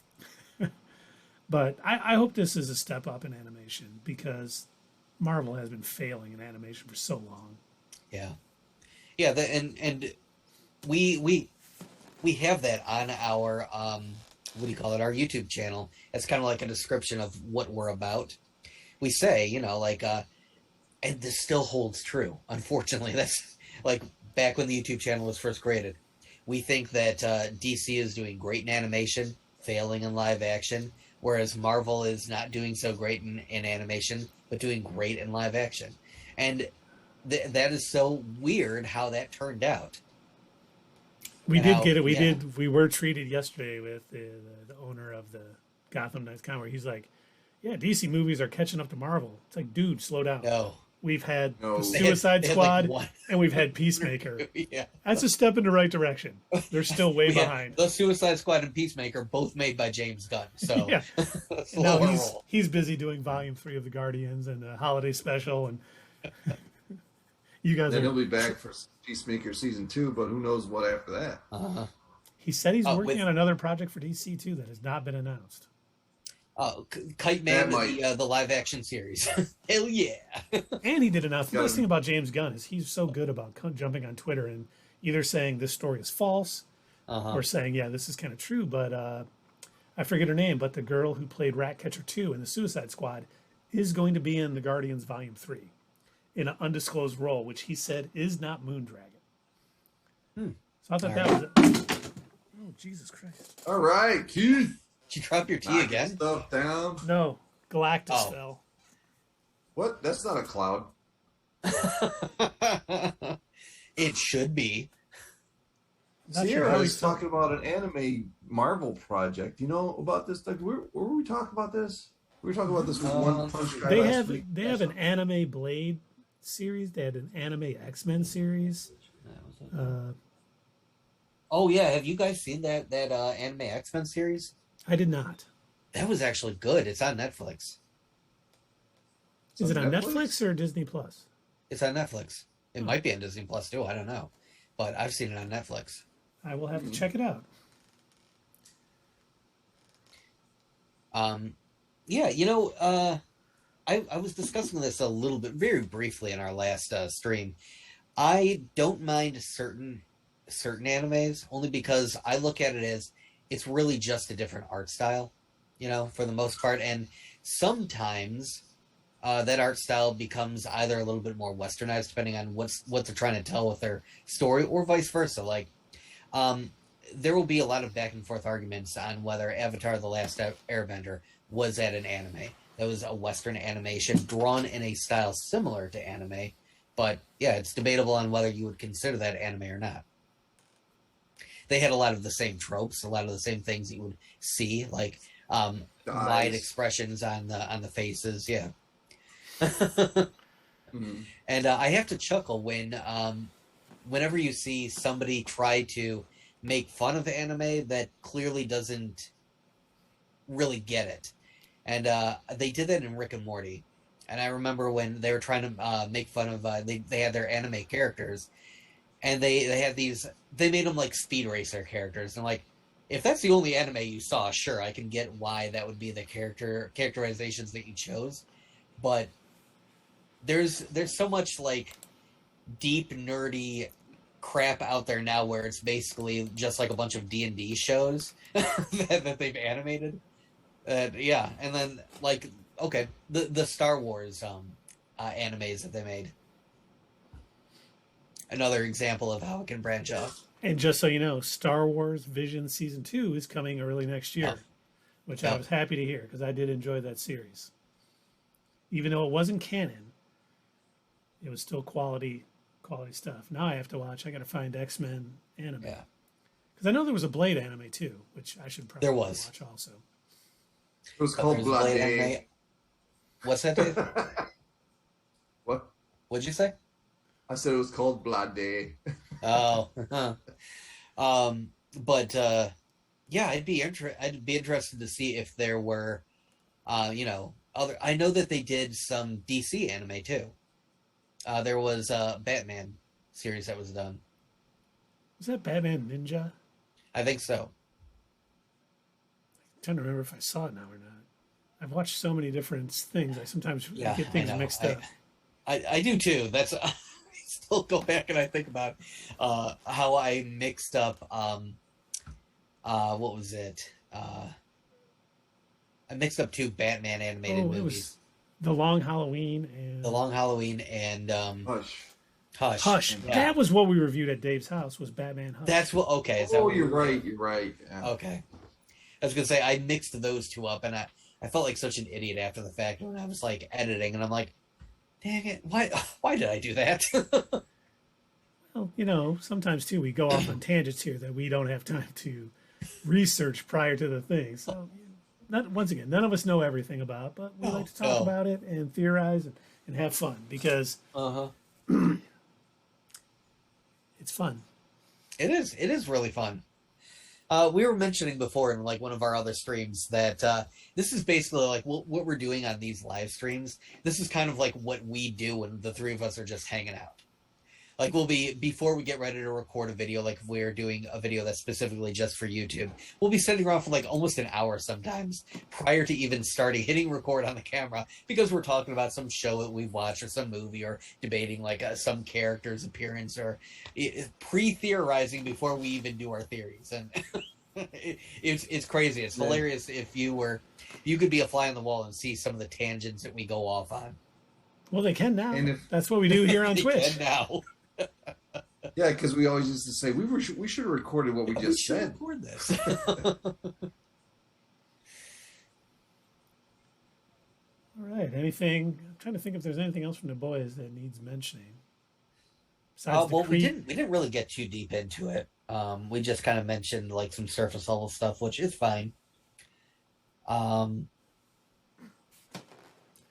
The creepy way that Homelander sort of forced that fake relationship with Starlight. That was... I want to mention that only because as I was watching it, nothing has... Sorry, Sierra. Plug your ears for a minute. Earmuffs. Earmuffs. I really think she went along with it because she knew that would piss off Huey enough that he would make every effort to find a way to stop Homelander. Like, he would see through it. He's not going to be jealous. He's going to be like, oh my God, Homelander really is off the deep end.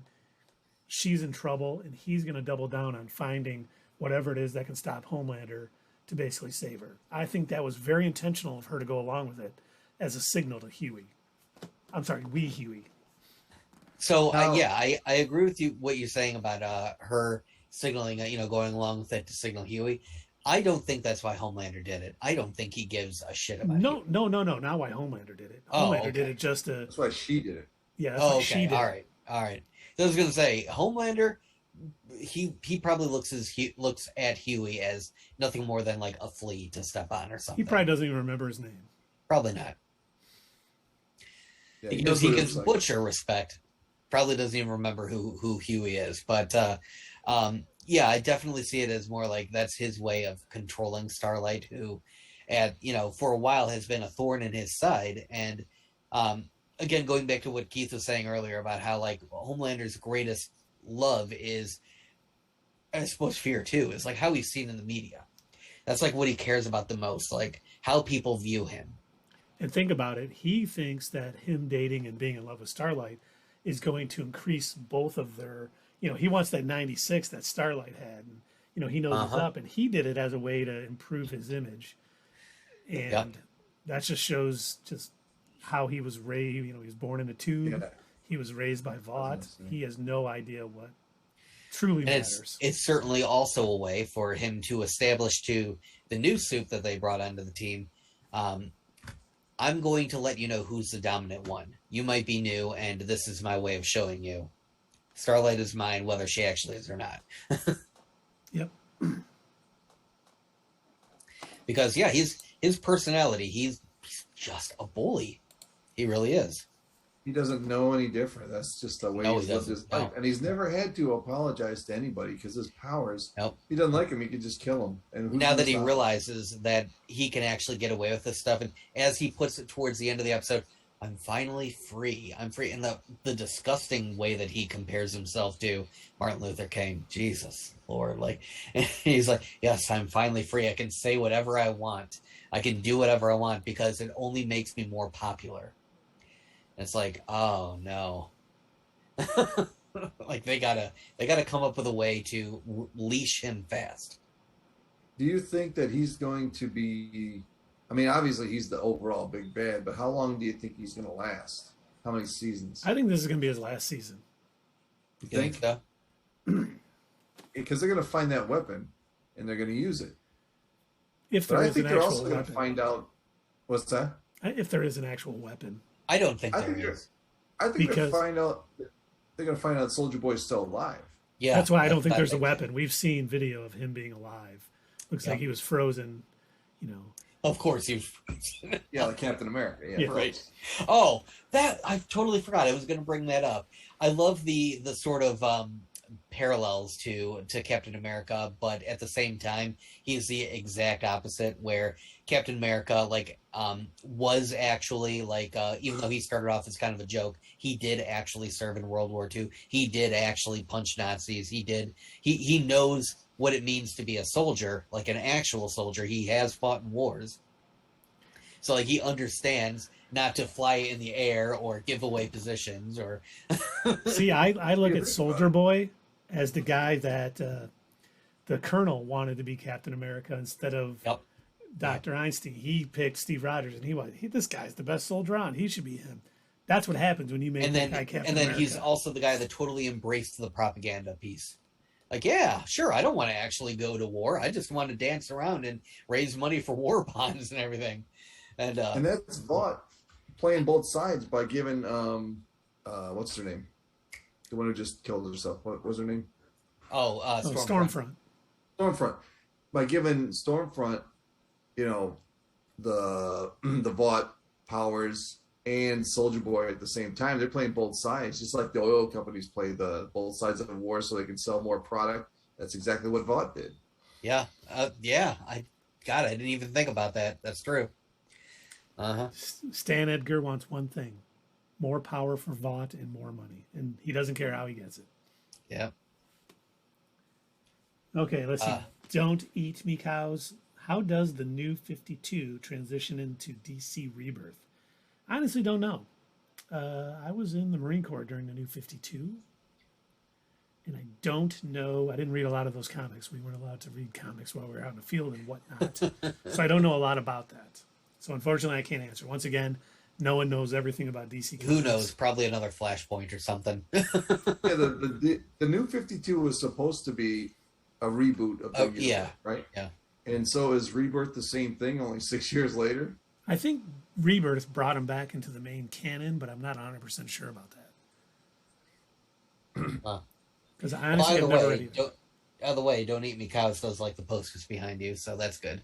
Oh, nice. Behind me here or behind Dave? Oh, nice. I don't know. You can't really see the ones behind me. Oh, you have some more DC characters than Dave does. That's true. Here,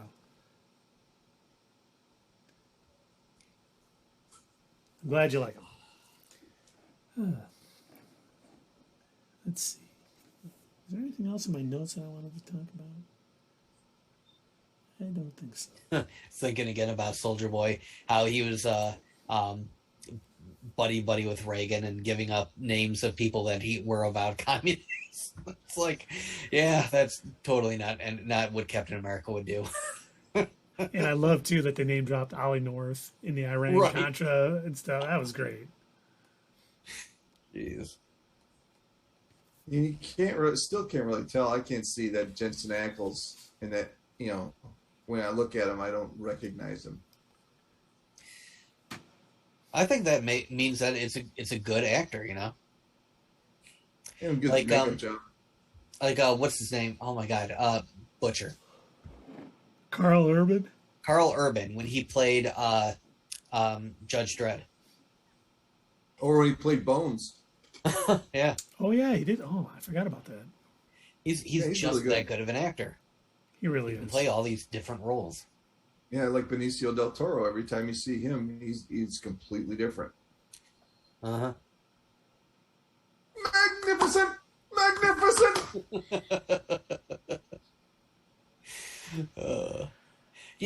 Yeah, that should be something that we talk about in our next stream. We'll have to write this down and remember. We should discuss the characters that have appeared in both like DC universes and Star Wars, or in Star Wars and in Marvel, or in I don't know, Marvel and Lord of the Rings. Because there's a lot of crossover between all of those. Now here's a question that Sierra is saying Dave will know. When did Lois Lane and Clark Kent first get engaged? I don't know that. We're talking like 1945 or what No, are we talking I don't think they got engaged until later because she wasn't a big fan of Clark Kent for the longest time. She thought him as more of a, Nerd. clumsy nerd dude. Yeah. And so I don't know when that was because Come there on, was a long Smallville, time. let's go. It wasn't like it was on Smallville where she knew before he even told the world. It wasn't like that. It was in 1996 when they premiered Lois and Clark. Yeah. It was right before Doomsday killed him. Oh man, are you talking about the movie or in the comic? Because I guess it happened in both. The comics, yeah.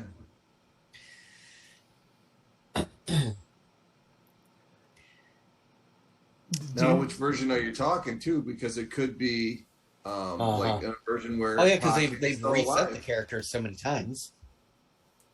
Pa Kent could still be alive in one story is not. Does the Injustice Superman become good or not? He does not. He is too far gone. He is not redeemable. Okay, all right. The Injustice Superman in the video games does not. Correct.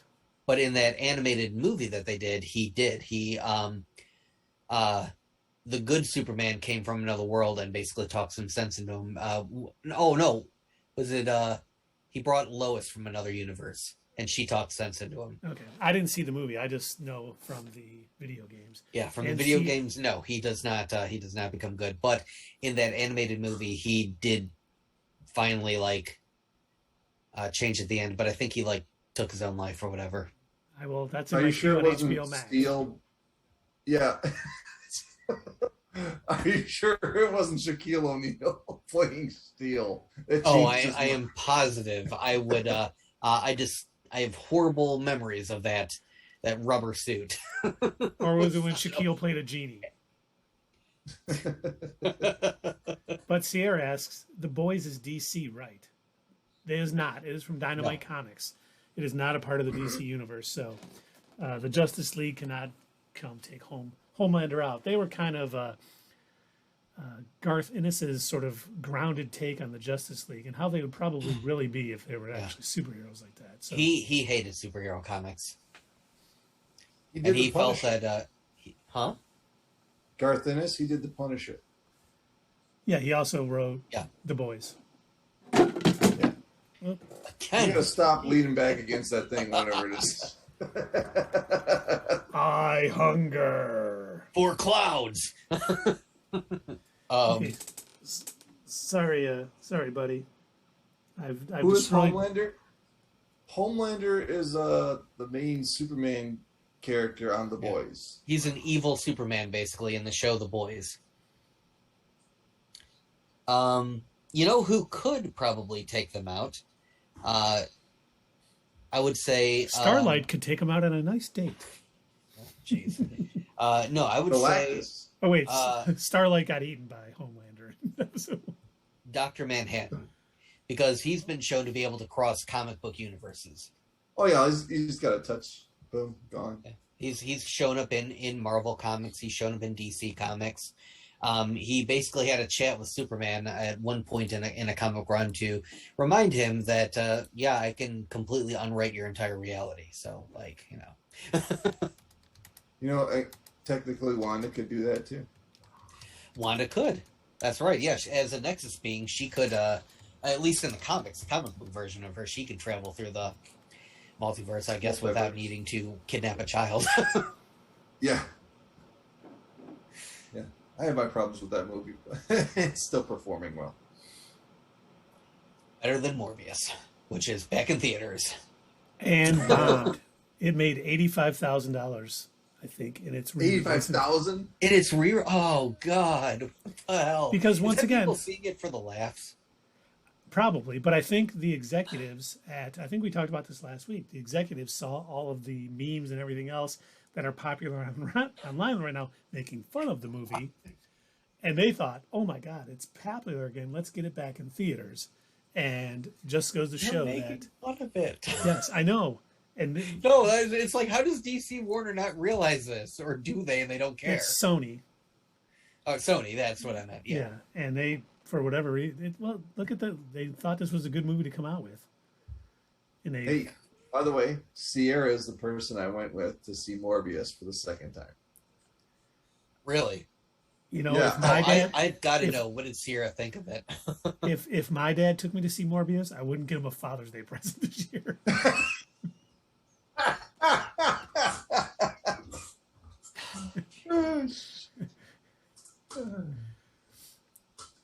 Are there DC comics that don't include superpowers in the characters? Well, I mean, Batman, he doesn't have superpowers. That's true. He doesn't. Yeah. Was that a trick question? I don't know. What didn't make any sense? Morbius? I'm assuming she's talking about Morbius because What makes Morbius evil? Oh yeah.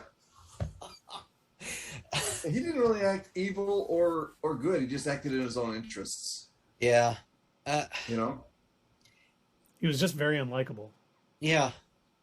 He's was- Jared Leto. What do you He's want? Jared Leto. Yeah, I was just about to say, he's Jared Leto. That's what The, makes be- him. the best thing Jared Leto ever did was release that reel on Instagram where he's reading Morbius 2, It's Morbing Time script. It's Morbin time. Oh, God. You should put up that picture that you showed that Doug sent us earlier this week Oh, about Kenobi and Morbius. yeah. Let me see if I can find it. I put that in the Obi-Wan I won't channel. mention it until it You- pops up. Put it in the Obi-Wan channel. Yeah. Okay. Crazy cat. My crazy cat just got up. Jeez. Yeah, I saw that and I'm like, oh yeah, that is perfection. That makes it even better. Exactly, Sierra. That's what we talked about with that post-credit scene. Is that he wouldn't care about Spider-Man. He would not care. He doesn't know who he is. And just so you know, don't eat me cows. why are the Spider-Man movies not on Disney Plus? Because they were a Sony movie. Yes, Yep. Sierra just answered. Because of Sony is actually, even though Marvel Studios did all the work, they are a Sony production, and Disney does not have streaming rights to those movies. Yeah. I wonder if Sony does plan on. I know they do TV streaming anymore. They used to have a really good app called PlayStation View. Excellent, probably the best TV streaming app that was out there. I wonder if they do plan on creating their own like movie streaming service or something. Did they just roll into Apple TV? Did they? Isn't that where the Spider-Man movies are right now? The Apple TV. Oh, that I don't know. I don't think so. I thought they were on Stars or one of those, and Yeah, I think they still do deals with like Stars and HBO and Showtime and stuff like that. Like you can see some like the older stuff pop up here and there, but I don't know. I am curious if they're going to form their own, unique streaming service to compete with all the other names that are out there. Some Marvel movies, if they are more mature, I'm answering the question on the chat. They're gonna be on Hulu. Well, even so, Disney Plus just recently made an update, and I say recently, it was like a month ago, where you can turn off mature stuff or not because they released the Punisher and the Daredevil series and everything, and you can now set up your account to where you'll allow yourself to be able to see that stuff, and you can control it with a pin, so that way your kids can't get into it and watch that stuff if you don't want them to. like I had to go in and make the Sonic expert that you guys all saw earlier discussing Sonic 3, I think, or Sonic 2. He is not allowed to watch the Netflix Marvel shows and things of that nature. He is on the G-rated version of Disney Plus, where his sister, who's a little older, I let her watch anything on there, just like myself, which is nice because it is nice. Okay, good. Material.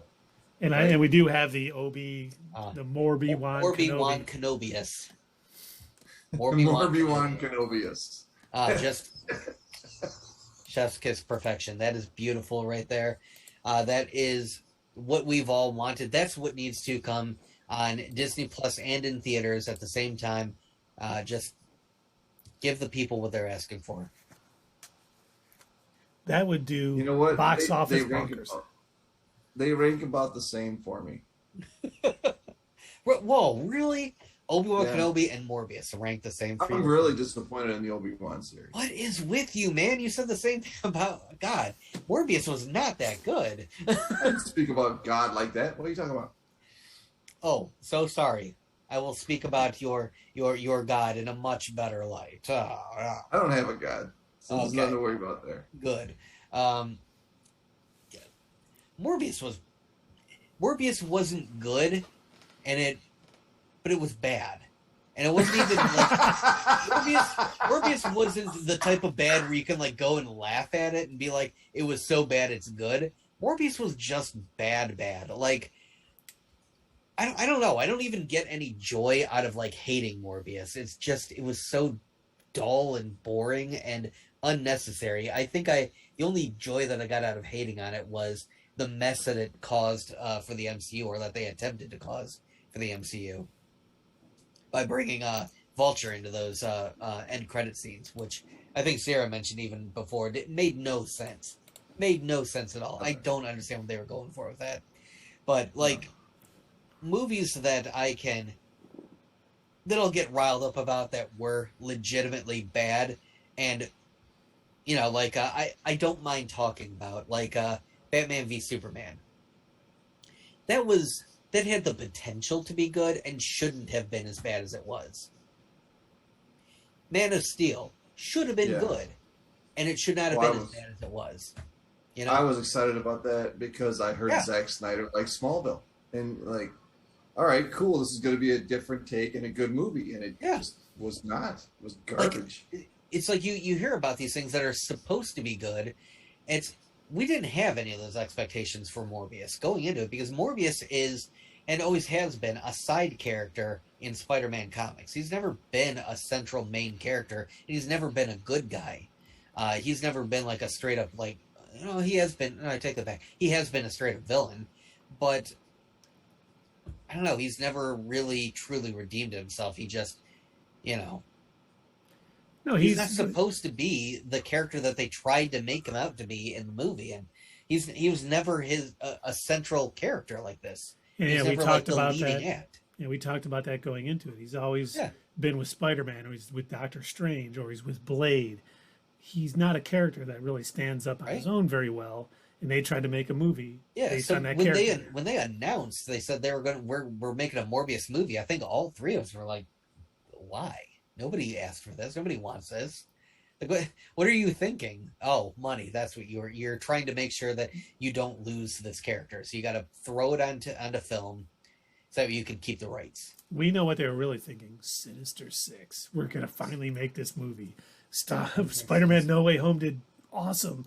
We can bring these guys back and we can have it. They've got like such a friggin' hard on for Sinister Six. I tell you. You know what I heard this week about? You mentioned Far From Home or No Way Home. That No Way Home is not allowed in China. They banned it in China, They did.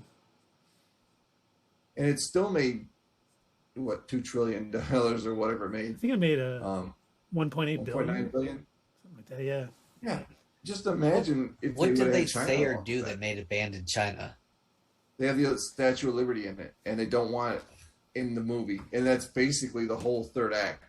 So they couldn't take it out. That's dumb. Yeah.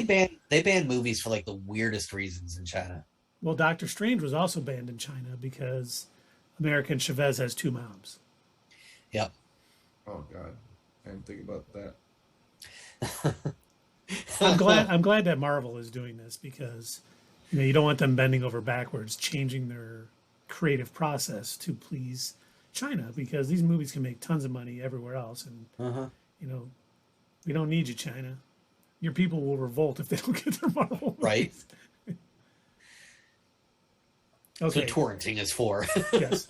Okay. Not that we don't condone it. Don't Eat Me Cows asks, how did Marvel get Dracula to be in their comics? Dracula is a public domain character that anyone can use. So he can be in DC, he can be in Marvel, he can be in Image, he can be in all of those, and they're allowed to use him. So, and he was just recently in Marvel. If you're reading Jason Aaron's run on the Avengers, he showed up, which is cool because Blade is now an Avenger. I kind of like that. And the story they had with Dracula, the run they had, was actually really well done. I'm not a big Dracula and comics fan. I'm not multiple people. Or You am are I? too. But I thought this was really well done how they handled it. So hoping That's we Kate's get superpower. He's multiple people. I'm the multiple man. I'm Jamie Maddox. Are there Just don't vote more Christians? than once. Are there Christians who work in DC or Marvel? Yes. I assume there must be. I mean, Nope, never. We checked them all out, and no. we checked out both companies for all time, going all the way back to the 20s, all the way up until now, and And we found nothing. yeah. All right. I think before we head out for the night, it is getting late for those of us that work. We do want to make a little announcement. As some of you know, we do giveaways on our YouTube channel. And I was at State of Comics in Plymouth, Michigan today, where I picked up Miss Marvel, No Normal, which G. Gordon Wilson wrote, which is amazing. It's not the first appearance of Kamala Khan as Miss Marvel. She showed up in a Captain Marvel comic before that, but it is amazing. The villain is a. Oh, I read that book. They read Excellent. that book. Oh, Well, nice. if you Well, then like you to can't win. if you would like to win it or a chance to win it, Don't Eat Me Cows, subscribe to our YouTube channel, Not Your Status Quo. Go there. We're going to be having the giveaway video. You just have to subscribe, like, say a comment. But I mean, this book is so well done. The villain in it is, I think the villain shows up in this series, but he's basically a clone of Thomas Edison that a cockatoo's DNA got mixed into. So he's like a bird Thomas Edison that's evil. Really well done. That's where they got Big Bird. Yeah. Really well done. But we're going to be giving that away. Yeah, tell your friends. Thank you, Sierra. Tell everybody. Subscribe to us. It'll be out this week. You got a chance to win before the Miss Marvel series comes out on Disney Plus. And we'll be having ones for the boys. We'll be having one for Thor: Love and Thunder. We're definitely giving away Jason Aaron's run on Thor with Gore the God Butcher because that is phenomenal. They pull so many scenes right from that book into the movie. That just in the previews alone that we've noticed. Yeah, some of them are like right on, exactly like the comic. I mean, it looks like they tore the page, and it's live action. It's amazing. I love it when the movie creators, the directors and writers pay homage to the comics it came from. Just makes it that much better. They got to change it up because, like we said earlier, you can't just do the story exactly because everyone will know what's coming. Switch it up a little bit, make it your own, and we've got so much good content coming out. We love giving stuff away to you guys. So don't eat me cows. We promise not to send any cows your direction. And get on there, subscribe, and you'll see the video later this week. And you know what? Actually, don't eat me cows. Our question of the night, I don't know what time you jumped in, is if you could have any superpower, what would it be and why? And would you abuse it? So if you have time, hit us up in the chat with that. We can talk about Miss Marvel theories, which I don't have any right now, actually. Because I really think this show is just going to be kind of very straightforward with her origin. Mm-hmm. I'm looking forward to it. I really think we've mostly already talked about it was one of our earlier live streams. I think we did theorize about it, if I remember right. Either that's right. We did our videos when we did the trailer. That's right. Yeah. It's happening again. We're forgetting what we've already done. Hold on, let me go back to Not Your Status Quo on YouTube and look. What have we already done? Hell, I don't even know how many episodes were in this season of The Boys. How many are? 8. 8? Oh, not 7. Miss Marvel? Yeah, there should be 7. That's funny. 6 in Miss Marvel. Do Miles Morales and Gwen Stacy get together? And also, I think I'd want to have the superpower to be invisible and would not abuse it. That's a good choice. And, well, it depends. Miles Morales and Gwen Stacy do not get together because Gwen Stacy is dead in the comics by the time Miles Morales came about. Now, if you're talking about Miles Morales and Gwen Stacy Into the Spider-Verse, it did seem like they were getting It seemed like that was where they were going, yeah. Let's ask Haley Steinfeld. Oh, she's not really here. I'm just joking. Well, man, I was about to be really happy for you, Dave. I'm looking forward to that movie, even if it's a 2-parter. Yeah, me too. I mean, that first one was so well done and enjoyable. Mm-hmm. I have faith that Sony won't screw this one up. Or will they? I'll wait and see. I like the first one. Uh-huh. Yeah, how did they accident their way through that? I think I can't think of their names. Because Chris Lord, Kevin Feige and them and company, they didn't have any direct control over that one. That was a straight up Sony movie. What, the animated? Yeah. Yep. No Feige fingers in that. Mm-hmm. And yes, we are excited for Across the Spider-Verse. Yeah. Which got pushed back. It's not coming out till next year. Oh. Who is Spider-Man 9099? I do believe you're asking who is Spider-Man 2099. Yeah. That's what is his name again? I don't remember. Shoot, I forget now. Peter Piper. Did you hear about that Spider-Man from an alternate universe that passed his driving test? What? No. He was an excellent parallel parker. Okay, so... Yeah, Miguel... Yeah. Played by Oscar Isaac, really. Huh. All right. All right, well, I think that's all the content we have for tonight. We are about to raid, if he's still on, I do believe he's still on. We're about to raid Terrible Gaming. Yeah, he's playing The Sims 4. Excellent. We're going to raid him, stay on. He's one of the best streamers out there. He's a good friend of ours. He just had a birthday. Yep. He has adult content, so don't eat me cows. I don't know how old you are. But if you're under 18, don't hang around. I'm just kidding. Yeah. Hang around.